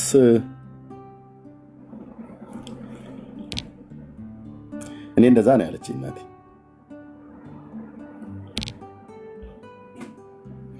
ኦኬ በቃ ሞቲቬሽን እታችሁን ምንም ደግመህ መላክ አይጠበቅብህ። እንዴ ጠጅ ቤት እንኳን ሲገቡ እኮ ሰላም፣ እንዴት ዋላችሁ፣ እንዴት አደራችሁ፣ እንዴት አመሻችሁ ይባላል። እንዳለ በቃ ባልታጠበ ፊት ተነስተ ገስት ትልካለህ። ሳስገባ ሞቲቬሽናል ደግሞ ማታውቀውን እኮ እንግሊዘኛ እኮ ነው ራሱ ቃላቱ ራሱ አንደበተ ላይ ራሱ እንዴት እንደሚያስጠላ። አክሰንት አማርኛ ነው። ልክ አሁን እንደኔ እንደማውራ ሞቲቬሽን ታው ማን አማርኛ እንትን ቴንክ ዩ እንትን ደማችንን አታፍላው ለማለት ነው። ወንድምነት ቀጠለ። ቴንክ ዩ ታው እንጂ ብርኬ ይቀጥል። እሺ እርሜ፣ ምናልባት ሌሎች ኦርቶዶክሳውያን ካላችሁ በተነሳው ርዕስ ላይ ማውራት እንችላለን። ገስት ልካችሁ ግቡ። እሺ ምናልባት የገባው ኦርቶዶክሳዊ ከሆነ እንቀበለውና ያነሳቸው ሀሳቦች ላይ ግን እንሄድበታለን አይደል? ለምን ክርስቲያንኛ ሆንን የሚለውን ማለት ነው። ለምንድን ነው መጽሐፍ ቅዱስ እኛ ላይ ውስብስብ ወይ ደግሞ መዳን ውስብስብ እኛ ላይ ያለው የሚለውን እናነሳለን። እሺ ሳንታ ሰላም ነው? እንኳን ደህና መጣክ። እግዚአብሔር ይመስገን ደህና ነኝ። ከየት ቤተ እምነት ነህ? እኔ እንኳን ቤተ እምነት ለመወከል ምንም አቅሙ ዛሬ እንደ አይነት ፕሮግራም ላይ የገባው ዛሬ ነው። ግን ሳየው እንትኑን ፌር ብታረጉት ጥሩ ነው የሚል ነገር አለኝ። እኔ ኦልሬዲ ከቅድም ጀምሬ እየሰማኋችሁ ነው። እና የሆነ ሰው አሁን ውክልናው ይቅርና የትኛውን ቤተ እምነት ወክዬ የምናገረው ነገር የለም። በቃ አሁን ዛሬ ኦርቶዶክሳውያን ስለሆኑ ኮሜንትም ካላቸው እነሱ መጥተው በቃ ፌር ሆኑ ይበሉ። አንተ ደግሞ ቤተ እምነት የሌላችሁ ሰዎች ስትጠሩ ያኔ ፌር አይደላችሁም ትለናለህ። ለዛ ኦርቶዶክሳውያን መግባት ትችላላችሁ። ገስት ላኩ ወይ ደግሞ ቁጥር ጻፉልንና እናስገባችኋለን አይደል? ኦርቶዶክሳውያን መጥተው ፌር አይደላችሁም ይበሉ። እዚህ ጋር ፌር አልሆናችሁም። አንተ ደግሞ ኢቲስቶችን ስንጠራ ደግሞ አንተ ደግሞ ትመጣና ያኔ ኮሜንት ታደርጋለህ። መጀመሪያ ከኮሜንቱ ህይወት ነው የሚቀድመው አይደል? ህይወት ነው የሚቀድመው። መጀመሪያ ይሄ ሰው ህይወት ነው የሚያስፈልገው። ምንም የማያምን ከሆነ የሆነ ቦታ ሄዶ እኮ ብረት ላይ ማድረግ ላይጠበቅበት ይችላል። ግን የሆነ የሚያምነው እምነት አለ ማለት ነው። እሱም መግለጥ ካልፈለገ ወይ ደግሞ አምላክ የለም ብሎ የሚያምን ከሆነ መጀመሪያ ህይወት ነው የሚያስፈልገው ከምክሩ በፊት ማለት ነው። መዳን ነው የሚጠበቅበት። እሺ ማስያስ ነው። ማስያስ ሰላም ነው። እንኳን ደህና መጣክ። እንኳን ደህና ቆያችሁ። ከየት ቤተ እምነት ነህ? ኦርቶዶክስ። እሺ ርዕሳችን ድነናል እየዳን ነው እንድናለን ስትሉ ምን እያላችሁ ነው? መጀመሪያ ምን ማለታችሁ ነው የሚለውን ንገረንና ከዛ ጥያቄዎችን እናንሳ። በጣም ጥሩ ጥያቄ ነው። ድምፅ ግን ለእኔ ብቻ ነው የራቀው? ድምፅ የራቀው ለእኔ ብቻ ነው ወይ? ከቻልክ ትንሽ ከፍ አድርጎ ድምፅ። በጣም ጥሩ ጥያቄ ነው። ይሰማል አሁን? አዎ ቆንጆ። አሁን ይሰማል? አዎ ትሰማለህ። ያው ድነናል ስንል ያው ከነበረው መጀመሪያ ከነበረው በዘር ከሚተላለፍ እርግማን ወይም ደግሞ ሞት ድነናል ማለታችን ነው። እየዳንን ነው ስንል ደግሞ ድነታችንን ወይም አጠቃላይ ወደ መዳን የሚያደርሰውን ነገር እንፈጽማለን በስራ የሚለውን ነገር ለመግለጽ ነው። እንድናለን ስንል ደግሞ ያው መንግስተ ሰማያትን እንወርሳለን እንደማለት ነው። ኦኬ መንግስተ ሰማያት ወርስ ከዛ በስራ መዳንና ድነናል ስንል ደግሞ ከነበረው ፍርድ በዘር ከመጣው ፍርድ ድነናል እያለ ነው። ሶስቱን የመለስከው። እሺ ከመጀመሪያው ጀምረን ከመጀመሪያውን ጀምረሽ ነው ከመጨረሻው? ከመጀመሪያው ስንጀምር ያው ቆይ ልጠይቅህና ከዛ ትመልስልኛለህ። በዘር ከመጣው ያ ውርስ ኃጢአት ነው እንደዛ መሰለኝ ቃሉ የተጠቀምከው። ድኛለሁ ስል በውርስ ከመጣው ኃጢአት ድኛለሁ ማለት ነው ብለሃል። እስኪ ጥቅስ ስጠኝ ለሱ። ለሱ ጥቅስ አያስፈልገውም። ኢየሱስ ክርስቶስ የሞተልኝ ያው በደሙ ነው። ኢየሱስ ክርስቶስ ደም ከኃጢአት ሁሉ ያነጻል እንደሚለው በደሙ ከኃጢአት ሁሉ አንጽቶኛል ዮሐንስ መልእክት ላይ እንደተጻፈው። አይ የኔ ጥያቄ ከዛ ውጪ ፊልጵስዩስ ላይ ጳውሎስ እንዳለው መዳናችሁን ፈጽሙ ስለሚል እየዳንን ነው። ያው መዳን የሚፈጸም ነው። ስለዚህ በዛ መሰረት እንሄዳለን። አልጠየኩም። የኔ ጥያቄ መዳናችሁን ፈጽሙ ይላል ፊልጵስዩስ 2 ላይ በፍርሃትና በመንቀጥቀጥ መዳናችሁን ፈጽሙ ይላል። ስለዚህ መዳን ኦልሬዲ ፓስት ሳይሆን ፊውቸር እና ፕሬዘንት ነው ማለት ነው። እሺ ሰማሁ። አሁን ደግሞ እኔ ሳወራ ስማ። እሱ የኔ ጥያቄ አይደለም። እንድናለን የሚለው ላይ መተን እናወራለን። ድኛለሁ ስል በዘር ከመጣው ኃጢአት ድኛለሁ እያልኩ ነው ላልከው ጥቅስ ስጠኝ ያልኩ። ዮሐንስ መልእክት ላይ አለ የኢየሱስ ክርስቶስ ደም ከኃጢአት ሁሉ ያነጻል ይላል። አይ እኔ እሱ ጥያቄ አይደለም። የዳንኩት በውርስ ከመጣው ኃጢአት ነው ላልከው ጥቅስ ስጠኝ ነው። ይሄ ኦል ነውን እኮ ነው። ይሄ ምን ዩኒቨርሳል ትሩዝ እኮ ነው። በውርስ ከመጣው ኃጢአት ያው ከአዳም እንትን ያው እግዚአብሔር ኢየሱስ ክርስቶስ ተሰቅሎ አድኖናል። ያ ድነት ነው። ምንም ይሄ እኮ አያከራክርም። ማስረጃ እኔ ጥቅስ ጴንጤዎች ስለሆነ ምን ይሄ ያው ምን ይጠቅማል? ሲጀመር ይሄ ሁሉም ሰው የሚያውቀው እንትን እኮ ነው። ኢየሱስ ክርስቶስ ከኃጢአት ሁሉ ያነጻል ይላል መጽሐፍ ቅዱስ። ሁሉም ሰው የሚያውቀው ከሆነ ለመጥቀስ አትቸገርም ማለት ነው። ለምን ጥቅስ ማጋጋታ ምን ይሰራልኛል? ዮሐንስ መልእክት ላይ አለ። እሱን ማንበብ ነው። ለአንተ ሊያስፈልግ ይችላል። በደሙ ከኃጢአት ነጻው። ከዛ በኋላ ደግሞ ድህነቴን በፍርሃትና በመንቀጥቀጥ እፈጽማለሁ። እሱን የተንቀጠቀጥክ ትፈጽማለህ፣ ችግር የለውም። ከዛ በኋላ እንደገና ደግሞ የምትፈጽመው ደግሞ ድህነት አለ ማለት ነው። ከዚህ ኮንቴክስት አረስማኝ ወዳጅ እኔ ችግር የለውም። የተንቀጠቀጥክም የተወዛወስክም ፈጽም። እኔ እሱ ጋር ስንመጣ አወራለሁ ብያለሁ። ግን አሁን ቃሉ ላይ ባትቀልድ ጥሩ ነው። መጽሐፍ ቅዱስ እኔ አይደል የተናገርኩት? የቀለድክ ነው እኮ እኔ ለምናገር የሚለው መጽሐፍ ቅዱስ ላይ ነው ያለው አይደል? አንተ ግን እየቀለድክ ነው። አሁን በፍርሃትና በመንቀጥቀጥ መዳናችሁን ፈጽሙ የሚለው አንድ ነገር ልንገራችሁ። ሰዎች የመጽሐፍ ቅዱስ ላይ ነው ያለው።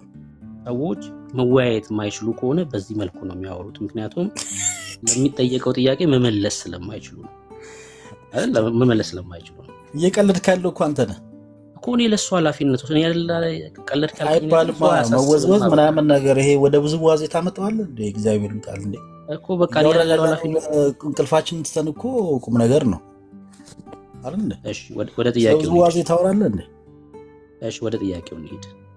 ድኛለው ያልከው የምን ውዝዋዜ ነው የገባችሁት? እኔ አሁን የመጣሁት ምንድን ነው የተፈጠረው? እስክስታ ጀመራችሁ እንዴ? እየተወዛወዘ እኮ እየተንቀጠቀጠ ውዝዋዜ ላይ ነው ያለው። እባክህ ብሩክ። እሺ ምንድን ነው? አንዳችሁ አውሩኝ። ምንድን ነው ወንድምነት የተፈጠረው? ማሲያስ ሳውራስ ማን ነው? አይ የተንቀጠቀጥኩኝ መዳኔን ፈጽማለሁ ሲል አይ መንቀጥቀጥ ብቻ ሳይሆን እየተወዛወዝክም ፈጽም አልኩት። እኔ ኦኬ ጥያቄ ነበረ ወንድምነት አይደለም።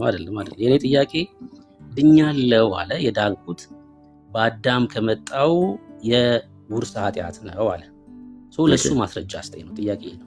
የኔ ጥያቄ ለዚህ ጥቅስ አስተኝ ነው። ኦኬ መሳይ ቀጥላ ስንነጋገር ይኸውልህ እኔ አሁን ጥቅስ ጠቅሼ ለፊልጵስዩስን በፍርሃትና በመንቀጥቀጥ መዳናችሁን ፈጽሙ ይላል። ስለዚህ ፊውቸር አይደለም ማነው ፓስት ሳይሆን ፕሬዘንትና ፊውቸር ነው መዳን አልኩ። አንተ ደግሞ አትወዘወዝም ትለኛለህ። እኔ የጠየቀህ ጥያቄ ምን ነበረ ማስያዝ? እሱማ የጠየቀኝ ድነናል እየዳንን ነው እንድናለን ስትል ምን ማለት ነው አለ።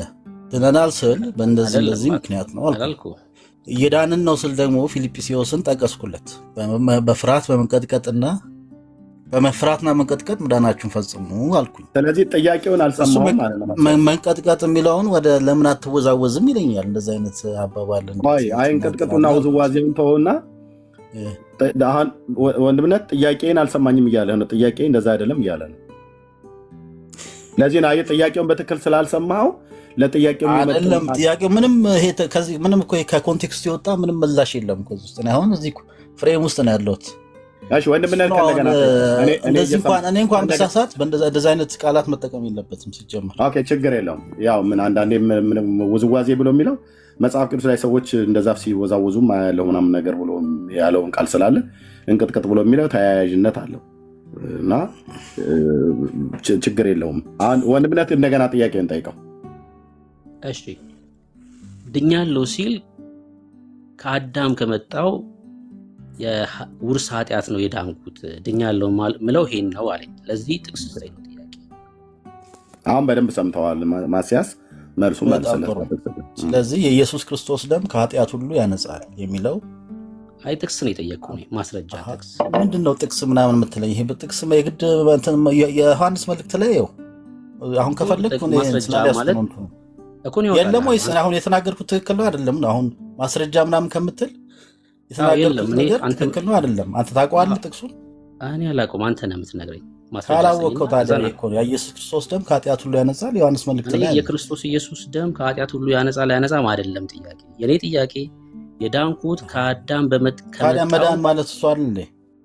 እሺ ስማኝና አንዴ በደሙ ከነጻሁኝ ዳንኩኝ ማለት እኮ ነው። ሌላ ምን አዲስ ነገር ላለ እዚህ ላይ አንዴ ስማኝ። ደግሞ ለዚህም ጥቅስ እኮ አያስፈልግም እኮ። እናንተ እኮ አሁን ድነናል በሚለው እኮ አንጣላ።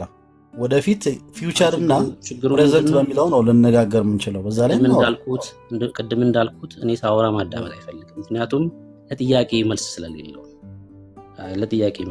ነው የጠየቅኩ። ጥያቄ ከአዳም ከመጣው ውርስ ነው የዳንኩት ድኛለሁ ስላልክ ብለህ ስለመለስክ ለዚህ ጥቅስ ስጠኝ ማስረጃ። እሺ ጥሩ። ሁላችንም በደል ነበረብን አይደል? በዘር ምክንያት በአዳም ኃጢአት ምክንያት። አንተ ማብራሪያ ሳይሆን ጥቅስ ነው ፈልገው እኔ። እሺ አንደኛ ዮሐንስ ምዕራፍ 5 ነው አውጣ። ምዕራፍ 5 ቁጥር 10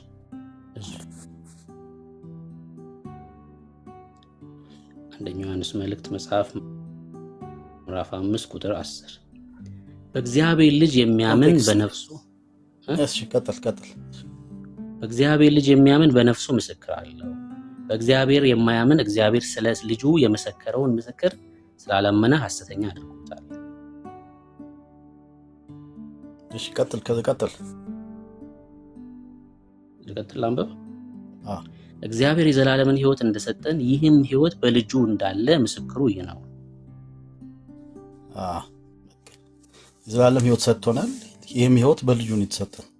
እኔ ጥያቄ እሱ አይደለም። የኔ ጥያቄ የዳንኩት ከአዳም ከመጣው የዘር ኃጢአት የውርስ ኃጢአት ነው የዳንኩት ላልከው ጥቅስ ነው። ኦኬ ተሳስቼ ከሆነ እስቲ አርመኝስ ደግሞ አንተ። አሁን ትክክል አይደለም በልጁ ነው አልኩኝ አይደል? አንተ በደሙም አይደለም በልጁ ነው አይደለም? አንተ እምነት ነው ምን አርማለም? ይሄ ትክክል አይደለም ነው አይደለም? እኔ ለእምነት ማስረጃ ስጠኝ ነው። ትክክል ነው አይደለም ሳይሆን ለእምነት ጥቅስ ስጠኝ ነው እያልኩ ያለሁት። እኔ አንተን እምነት ለምደው እምነት መጽሐፍ ቅዱሳዊ ነው ወይ ነው እያልኩ ያለሁት። ጥቅስ ማስረጃ መጽሐፍ ቅዱሳዊ ነው። ይሄ ምንም መጽሐፍ ቅዱስ ይሄ ዩኒቨርሳል ትሩዝ እኮ ነው። ነጭ ወተት ነጭ ነው ለማለት ጥቅስ ትጠይቃለህ እንዴ አንተ? ማስረጃ የለውም። በቃ አሁን ጥሩ ነው። አይ እንደዚህ እኮ ይሄ እኮ ምንም ነገርኩህ እኮ ያነበብከው እኮ እሱ ነው የሚያወራው። በልጁ ነው የዳን ነው ይላል አይደል? ሌላ እኔ በማን ዳንክ አይደለማ ጥያቄ። በማን ዳንክ ብልህ ትክክል ነው የጠቀስከው ጥቅስ በክርስቶስ ኢየሱስ ነው የዳንኩት ትለኛለህ። አዎ ታዲያ ያ እኮ ድነት ነው። እኔ በማን ዳንክ አይደለም ድነት ነው። እኔ በማን ዳንክ አይደለም ጥያቄ። ከምን ዳንክ ነው? ከምን ዳንክ ስለ በአዳም ከመጣው የዘር ውርስ ነው ወይ ደግሞ የኃጢአት ውርስ ነው የዳንኩት ላልከው ማስረጃ ነው እኔ እንጂ አዳኙ ማን ነው አይደለም። አዳኙማ ክርስቶስ ኢየሱስ ነው። ስለ ኢየሱስ አይደለም የዳንከው ከዛ መሆኑን ማስረጃ አስተይ ነው ጥያቄ። እዛ ጋር ቆይ እስቲ ማርቆስ ተቀጥቀጥልን እያለ ነው ከስር የሆነ ጴንጤ ይመስለኛል። ልንቀጥቀጥለት ትንሽ እሺ። ማስረጃ ይላል አየሁ አይደል? አሁን መሳይ አንደኛ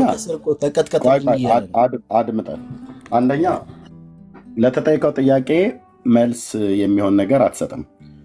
መልስ እኮ ሰጠሁት፣ እሱ አልተቀበለውም። ካልተቀበለ ደግሞ ምን ማድረግ አለበት? ያው እኔን ያርመኛል። እያረመ ብንሄድ አይሻልም? እንደዛ ቢሆን አይሻልም? አንተ የጠየቀ ጥያቄና የመለስከው መልስ ትክክል ነው ብለህ የምታምነው? አዎ። ታዲያ የኢየሱስ ክርስቶስ ጥያቄ የተመለሰለት ብሩክ መልሼለታለሁ ብለህ ስላልክ፣ ስለዚህ ሚዩት አድርግና ብሩኬ ተመልሶለታል አልተመለሰለትም ለህዝቡ ይናገርና ካልተመለሰለት እንዴት ምን ስለጠይቀህ አንተ ምን ስለመለስክለት፣ ከተመለሰለትም ምን ጠይቀህ ምን ስለመለሰልህ ነው ብሎ የሚለውን ከሱ እንስማ። አንተ መልሻለሁ ብለሃል። ስለዚህ ሚዩት አድርገውና ብሩኬ ቀጥል። ቴንኪው። እሺ የጠየቅኩት ምንድን ነው ድኛለሁ ስትል ከምን ዳንክ ስለው በአዳም ከመጣው የዘር የኃጢአት ውርስ ነው የዳንኩት አለ። ከዚህ የዘሩ የኃጢአት ውርስ ማን አዳነህ ብዬ ብጠይቀው አንደኛ ዮሐንስ መልእክት የጠቀሰው ጥቅስ መልስ ይሆን ነበር። ማን ነው ያዳነ ብለው ለምሳሌ እግዚአብሔር የዘላለም ህይወትን እንደሰጠን ይህም ህይወት በልጁ እንዳለ ምስክሩ ይህ ነው፣ ልጁ ያለው ህይወት አለው ስለሚል ቃል ከዚህ የውርስ ኃጢአት ማን አዳነ ብለው ይሄ ጥቅስ ትክክለኛ መልስ ይሆን ነበር። እኔ ግን ጥያቄ የዳንኩት በአዳም ከመጣው የውርስ ኃጢአት ነው ላለው ጥቅስ ነው እንጂ አዳኝ ከዚህ ያዳነክ ማን ነው አይደለም። ጥያቄ በጭራሽ አልተመለሰም። ምክንያቱም ስለማያውቀው ማለት ነው። ማን አዳነ ቢሆን ጥቅሱ ትክክል ይሆን ነበር የጠቀሰው። ይህ ጥያቄ እሱ ሳይሆን ከዛ ነው የዳንኩት ላልክበት ማስረጃ አስተይ ነው። በኢየሱስ ክርስቶስ ድኛለሁ አልኩህ አይደለ? ማን አዳነህ የሚለው ሊመልስ አይችልም እንዴ? እኮ ማን አዳነ ቢሆን መልሱ ትክክል ይሆን ነበር አልኩህ። የኔ ጥያቄ ግን ማን አዳነክ አይደለም።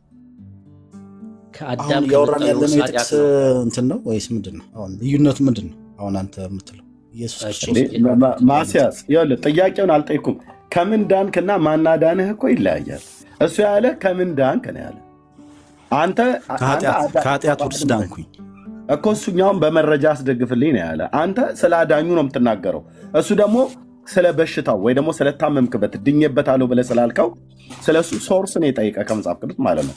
አንተ ቀድመህ አዳኙ ነው የምታወራው። በኢየሱስ ነው የዳንኩት ትለዋለህ።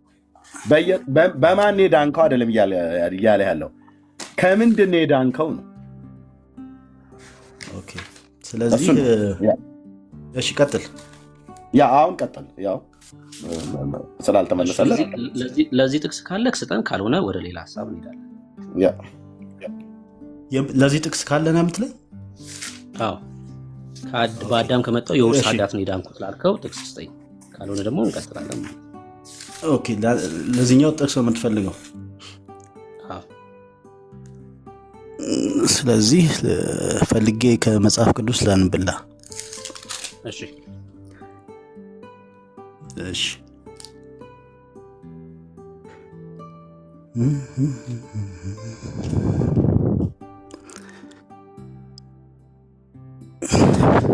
አንደኛ ቆሮንቶስ ምዕራፍ 15 ቁጥር 22 ጀምሮ።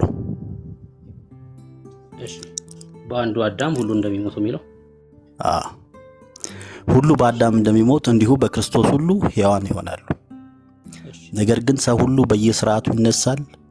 በመጀመሪያ ከሙታን የተነሳ ክርስቶስ ነው። ከዚያ በኋላ በክርስቶስ ያመኑ እርሱ በሚመጣበት ጊዜ ይነሳሉ። በራሱ ሰው በአዳም ሞቷል፣ በክርስቶስ ይነሳል፣ ተነስቷል። ስለዚህ ድህነቱ በዛ የመጣ ነው። የመጀመሪያው እንድነናል የምንለው። እሺ እኔ ጥያቄ ምንድን ነው? ሁሉ በአዳም እንደሚሞቱማ ግልጽ ነው። እሱ አይደለም ጥያቄ። ከአዳም ከወረስኩት ኃጢአት ነው የዳንኩት ላልከው ነው ጥቅስ የጠየቁ። ይኸው እኮ እዚህ ጋር ሁሉ በአዳም እንደሚሞት እንዲሁ በክርስቶስ ሁሉ ሕያዋን ይሆናሉ። በአዳም ሞተናል፣ በክርስቶስ ሕያዋን ሆነናል፣ ድነናል ማለት እሱ አይደለም? ጥያቄ እሱ አይደለም ብራዘር። ሁሉ በአዳም እንደሚሞቱ ይኸውልህ፣ የኔ ጥያቄ ኃጢአት ወርሼ ነው ከአዳም አይደል እንደ ኃጢአት የወረስ ነው? ከማን ነው? አይ እኔን ስጠይቀኝ እኔ እመልስልሃለሁ። መልሱን መልሳለሁ። ለአንተ ጥያቄ ግን እንትን አልልም አልከኝ። ለአንተ ጥያቄ እኔ አንተ የምጠይቅህን ግን መልስ አትጠይቀኝ። ከአዳም የወረስኩት ኃጢአት አለ ከእሱ ነው የዳንኩት ላልከው ጥቅስ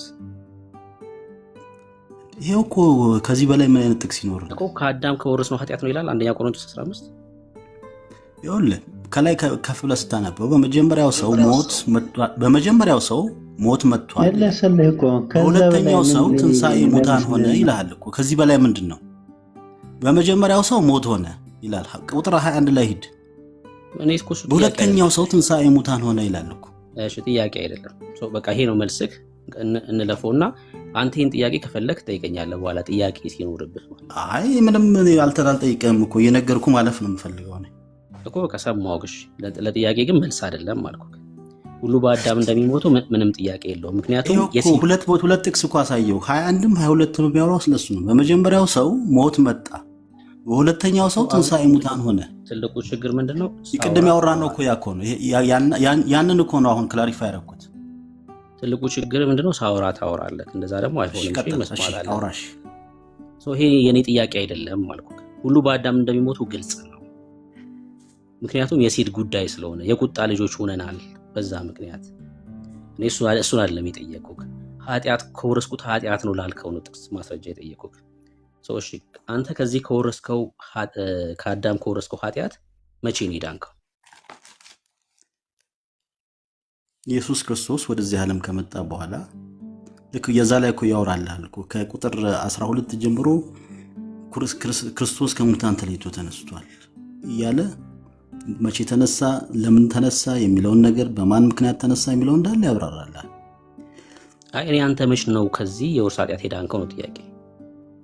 ኢየሱስ ክርስቶስ በተሰቀለበት ቅጽበት ሁላችንም የዚህ ዓለም በምድር ላይ ያሉ ሰዎች በሙሉ የኃጢአት እንትን ድነዋል። ያ ነው እንትኑ ማስረጃ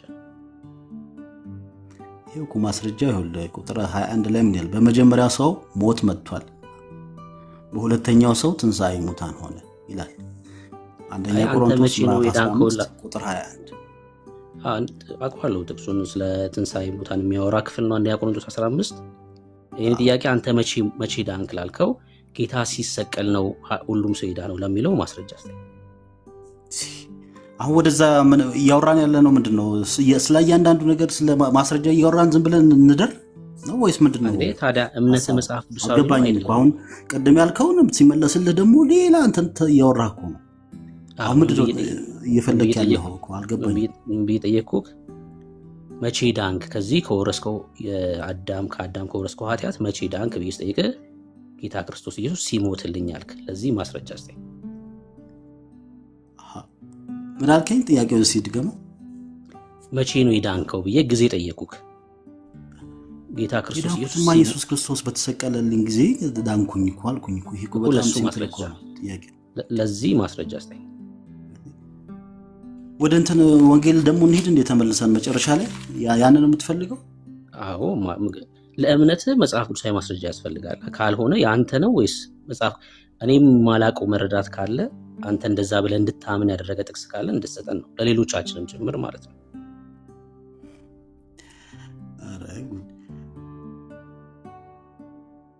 እና ይህንን መጽሐፍ ቅዱስ ላይ ሄጄ እንደገና ወደ ስቅለቱን ጥቅስ አሳይ ነው የምትለኝ?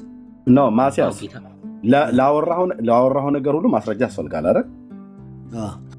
በቃ ስለዚህ ያወራሁን አንተ በአንደበት ያወጣኸውን መልስ ነው ብለህ ያልከውን ነገር እዚህ 600 ሰው ከበስተኋላ ብዙ ሺህ ሰው ሆኖ የሚሰማውን ይሄ መልሴ ነው ብለህ ላልከው ነገር ቢብሊካል ማስረጃ ብሎ ሲልህ ኤቪደንስን ማቅረብ ነው ያለብህ። ካላቀረብ አንተ ነህ እንጂ ያወራው መጽሐፍ ቅዱስ አያወራውም ማለት ነው። ስለዚህ መቼ ይሄ ነገር ሆነ የሚለው ነው ማስረጃ እያለ ነው፣ ከመጽሐፍ ቅዱስ ማስረጃ እያለ ነው አውራው። ቴንክ ዩ።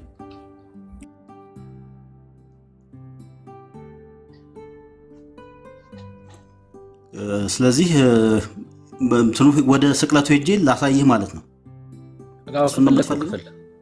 ከፈለከው ክፍል ጥያቄውን ከእንደገና ንገረኝ። እሺ መቼ ዳንክ ብዬ ነው የጠየቁህ ጊዜ ማለት ነው። መቼ ዳንክ ብዬ ስጠይቅህ ጌታ ክርስቶስ ኢየሱስ መስቀል ላይ ሲሞትልኝ የዳንኩት አልክ። ለዚህ መጽሐፍ ቅዱሳዊ ጥቅስ ስጠኝ ያልኩህ። ለምሳሌ እኔን መቼ ዳንክ ብትለኝ 2014 ግንቦት ላይ ነው የዳንኩት። አንተ ደግሞ የዳንከው መቼ ዳንክ ፐርሰናል ነው የምትጠይቀኝ ወይስ እንደ ሰው ልጅ ነው እየጠየቀኝ ያለው? አንተ መቼ ነው ኢየሱስ ክርስቶስን ያገኘ ሆነው የምትለኝ ወይስ መቼ ነው የዳናችሁት አላልኩም። እንግዲህ የሰው ልጆች መቼ ዳኑ ነው ጥያቄው እኮ። በዛ መሰረት ግልጽ መሆን አለበት። አንተ መቼ ዳንክ ነው ወይስ የሰው ልጆች መቼ ዳኑ ነው ጥያቄው። አንተ አሁን ግንቦት 15 ስትለኝ በጣም ቅርብ ሲሆንብኝ ጊዜ ጥያቄው ፐርሰናል ሆነብኝ ማለት ነው። አንተ መቼ ዳንክ አንተ ማለት እኮ ታዲያ እናንተ ማለት አይደለም። አንተ መቼ እንደ ሰው ልጆች እያወራን ከሆነ የሰው ልጆች መቼ ዳኑ ስትለኝ የኢየሱስ ክርስቶስ እሱ ላይ መጥቼ እጠይቃለሁ። ከፈለክ ግን አንተ መቼ ነው የዳንከው? ኦኬ እኔ ኢየሱስ ክርስቶስን አምኜ ስጠመቅ ዳንኩኝ። መቼ ማለት ነው? በ22 ዓመቴ። በ22 ዓመት? ከዛ በፊት የት ነበርክ? ከዛ በፊት ጴንጤ ነበርኩ። የት ብረት ታረግ ነበር? ጴንጤ የት ነበር ብረት የምታደርገው? ያው መሰረተ ክርስቶስ። መሰረተ ክርስቶስ ነበር ህብረት የምታደርገው? የት አጥቢያ? በቤተሰብ የት አጥቢያ? ሜክሲኮ መሰረተ ክርስቶስ ምን ጋር ያለው? ወደ እንትን ሰፈር አካባቢ ወደ አፍሪካ መሿለኪያ ያለው አካባቢ ነው። እዚህ ለጋር አካባቢ ለጋር ወደ አፍሪካ ህብረት ቤጅ መሰረተ ክርስቶስ አይደል? በቃ 8ኛ ሺህ እንደገባ የምታረጋግጡት በዚህ ነው ወገኖች።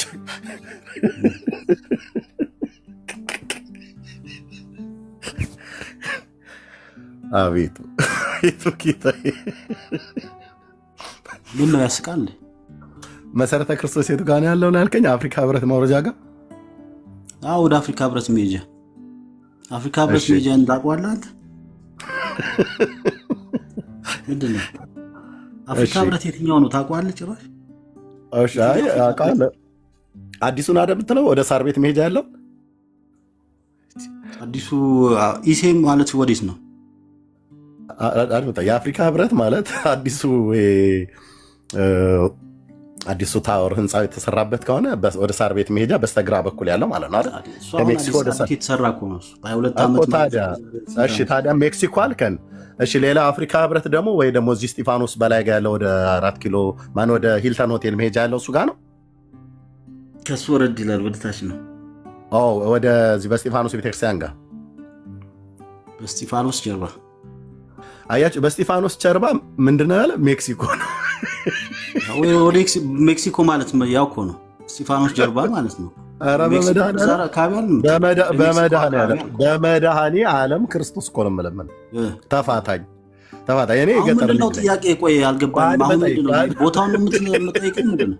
አድምጠኝ ወንድም አለም እንዴ ሜክሲኮ ብለኸኝ ስታንከራተተኝ ቆይተህ እንደገና ደግሞ ስጠይቅ ሜክሲኮ ማለት እኮ የአካባቢ እኮ ነው እንዳለ ከስቴዲየም ጀምሮ እኮ ሜክሲኮ። ይህንን ታውቃለህ አታውቅም? ምንድነው ነገሩ? ስቴዲየም በለጋሃር ዙሪያ ነው ብራዘር። እኔ የገጠር ልጅ ነኝ የኢትዮጵያ ማለት ነው። ኦኬ ግን አዲስ አበባን አታምታታኝም ብራዘር። እሺ መውጫ ስለ ጥቅስ ነው እንዲሁ እኮ አረክብን። አሁን ልክ እንደዚሁ ክፍለ ከተሞቹን እንኳን የአራዳ ክፍለ ከተማን ከሚያረሰው አታውቀውም ኤርሚያስ። እሺ አሁን ብርኬ ይኸው መልሱም መልሶልሃል። ወደ እንትኑ ለምን መሰረተ ክርስቶስ ነኝ አለ። የት ስንለው አፍሪካ አሁን ጥያቄው እሱ እኮ አይደለም እኮ አሁን እኩል አታውራ ወንድሜ ማስያስ። ኦኬ ይቅርታ በቃ 8ኛው ሺህ አይደለም የ9ኛው ሺህ ራሱ ገብቶበት በቃ ነፍሶበታል ይሄ ትውልድ ማለት ይችላል። ሁላችንም እንደዚህ አይደለም። መጽሐፍ ቅዱሳዊ ጥቅስ አዲስ አበባ ክፍለ ከተማን ራሱ እንኳን ድብልቅልቁን ድንብርብሩን አውጥተህ ሜክሲኮ ብለህን ካበቃ በኋላ እዚህ ከለጋር ማነው ከእስጢፋኖስ ጀርባ ነው አልከኝ። ለእስጢፋኖስ ጀርባ ብለህ ካልክ ባምቢስ እንጂ ወይ ደግሞ ወደ 4 ኪሎ ወደ ቤተ መንግስቱ መውጫ ሂልተን አካባቢ ያለው እንጂ የምትለው ወይ እስጢፋኖስ ወይ ብሔራዊ ሆቴል ያ ጊዮን ሆቴል አካባቢ እንትኑ ወንዙ ያለበትን ነው መጥራት ያለበት። እዚሁ ቁጭ አድርገህ የት ነህ? መሰረተ ክርስቶስ ቤተክርስቲያን የት አካባቢ? ለጋሃር ወደ አፍሪካ ዩኒየን አዳራሽ አዲሱ ነው ወይስ አሮጌው? አይ አዲሱ የት ነው አልከኝ። ወደ ሳር ቤት መሄጃ በስተግራ በኩል አልኩ።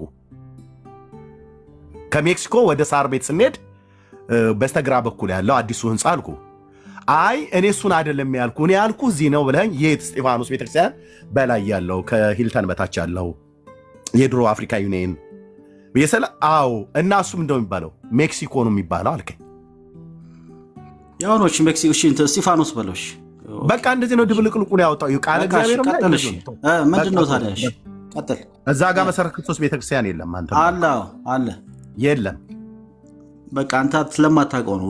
አንተ ስትመጣ ወይ አንተ አንተ ከገጠር ስትመጣ ፈርሷል ማለት የለም እኮ ነው ብዬ መሰረተ አንተ ከገጠር ነው የመጣው። እኔ እኮ 22 ዓመቴ እኮ ነው ያኔ ብራዘር። ለምን 22 የአዲስ አበባ ኮንትሮ ብዙ ቦታ ፈርሷል። መሰረተ ክርስቶስ ቤተክርስቲያን ፈርሷል። እዛ ፈርሷል፣ ብዙ ፈርሷል። የቱ ጋር ያለው የፈረሰው? በአምቢስ ጋር ነው። መካነ ኢየሱስ ራሱ ፈርሷል። የጠየቅኩህን አውራ። የቱ ጋር ነው የፈረሰው? መሰረተ ክርስቶስ ቤተክርስቲያን ፈርሷል። በቃ አሁን ሀያት ሬጀንሲ አካባቢ በግድ ልታፈርሰው ነው እንዴ? የሌለውን አፍርሰህ የሌለውን የምታውቀው ነገር የለም። አካባቢ አንተ እኮ ገጠር ነህ። እሱ ስለማታውቀው አሁን ለምን እናወራለን? ግድ የለም። ይኸው እኮ እያሰቃየሁ አንተ ያኔ ገጠር ነበርክ ወንድም አለም። እኔ ከገጠር ነው የመጣሁት፣ ግን ይኸው እያሰቃየሁ እኮ ነው። አንተ አዲስ አበባ ውስጥ ተወልደህ ሜክሲኮን እስጢፋኖስ ትላለህ። እስጢፋኖስን ሜክሲኮ ብለህ ስለማታውቀው የፈረሰውን ምናምን ለዛ ነው እኮ። የቱ ጋር ነው የፈረሰው ነው ያልኩህ? መልስልኝ። በቃ አታውቀውም፣ ሰፈሩን አታውቀውም። ግድ የለም ንገረህ፣ ለህዝቡ እዚህ የሚያውቃል። ቸርች ፈርሷል፣ ብዙ ቤቶች ፈርሰዋል። ብዙ የተጠየቀውን መልስ። የቱ ጋር ነው የፈረሰው?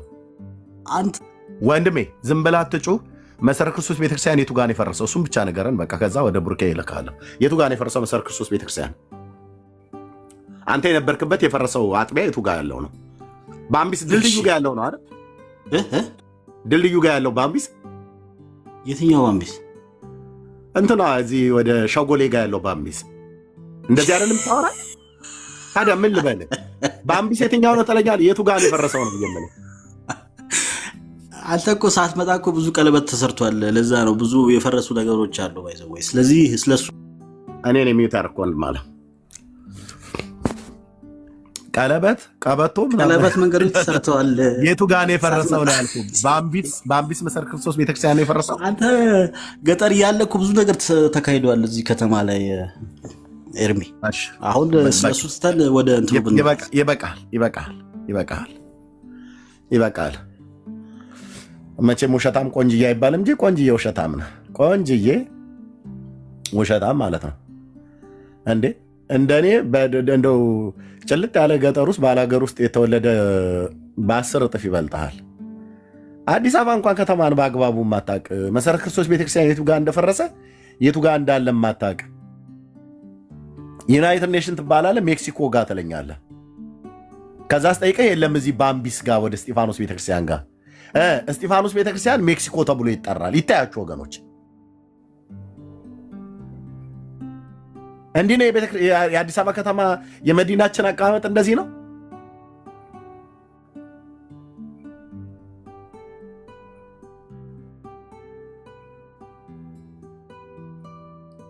ታክሲ የሚሰሩቱ ወያላዎችን ብጠይቅ እንኳን ይነግሩሃል። በአምቢስ ነው ብለው የሚጠሩት ወደዛ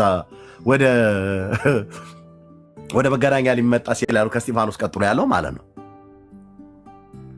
እስከ ኡራኤል ድረስ መዳረሻ በአምቢስ ብለው ነው የሚጠሩት። ጥቅሱንም እንዲሁ ግራ አጋብተን ከተማይቱንም ድብልቅልቋን አውጥተው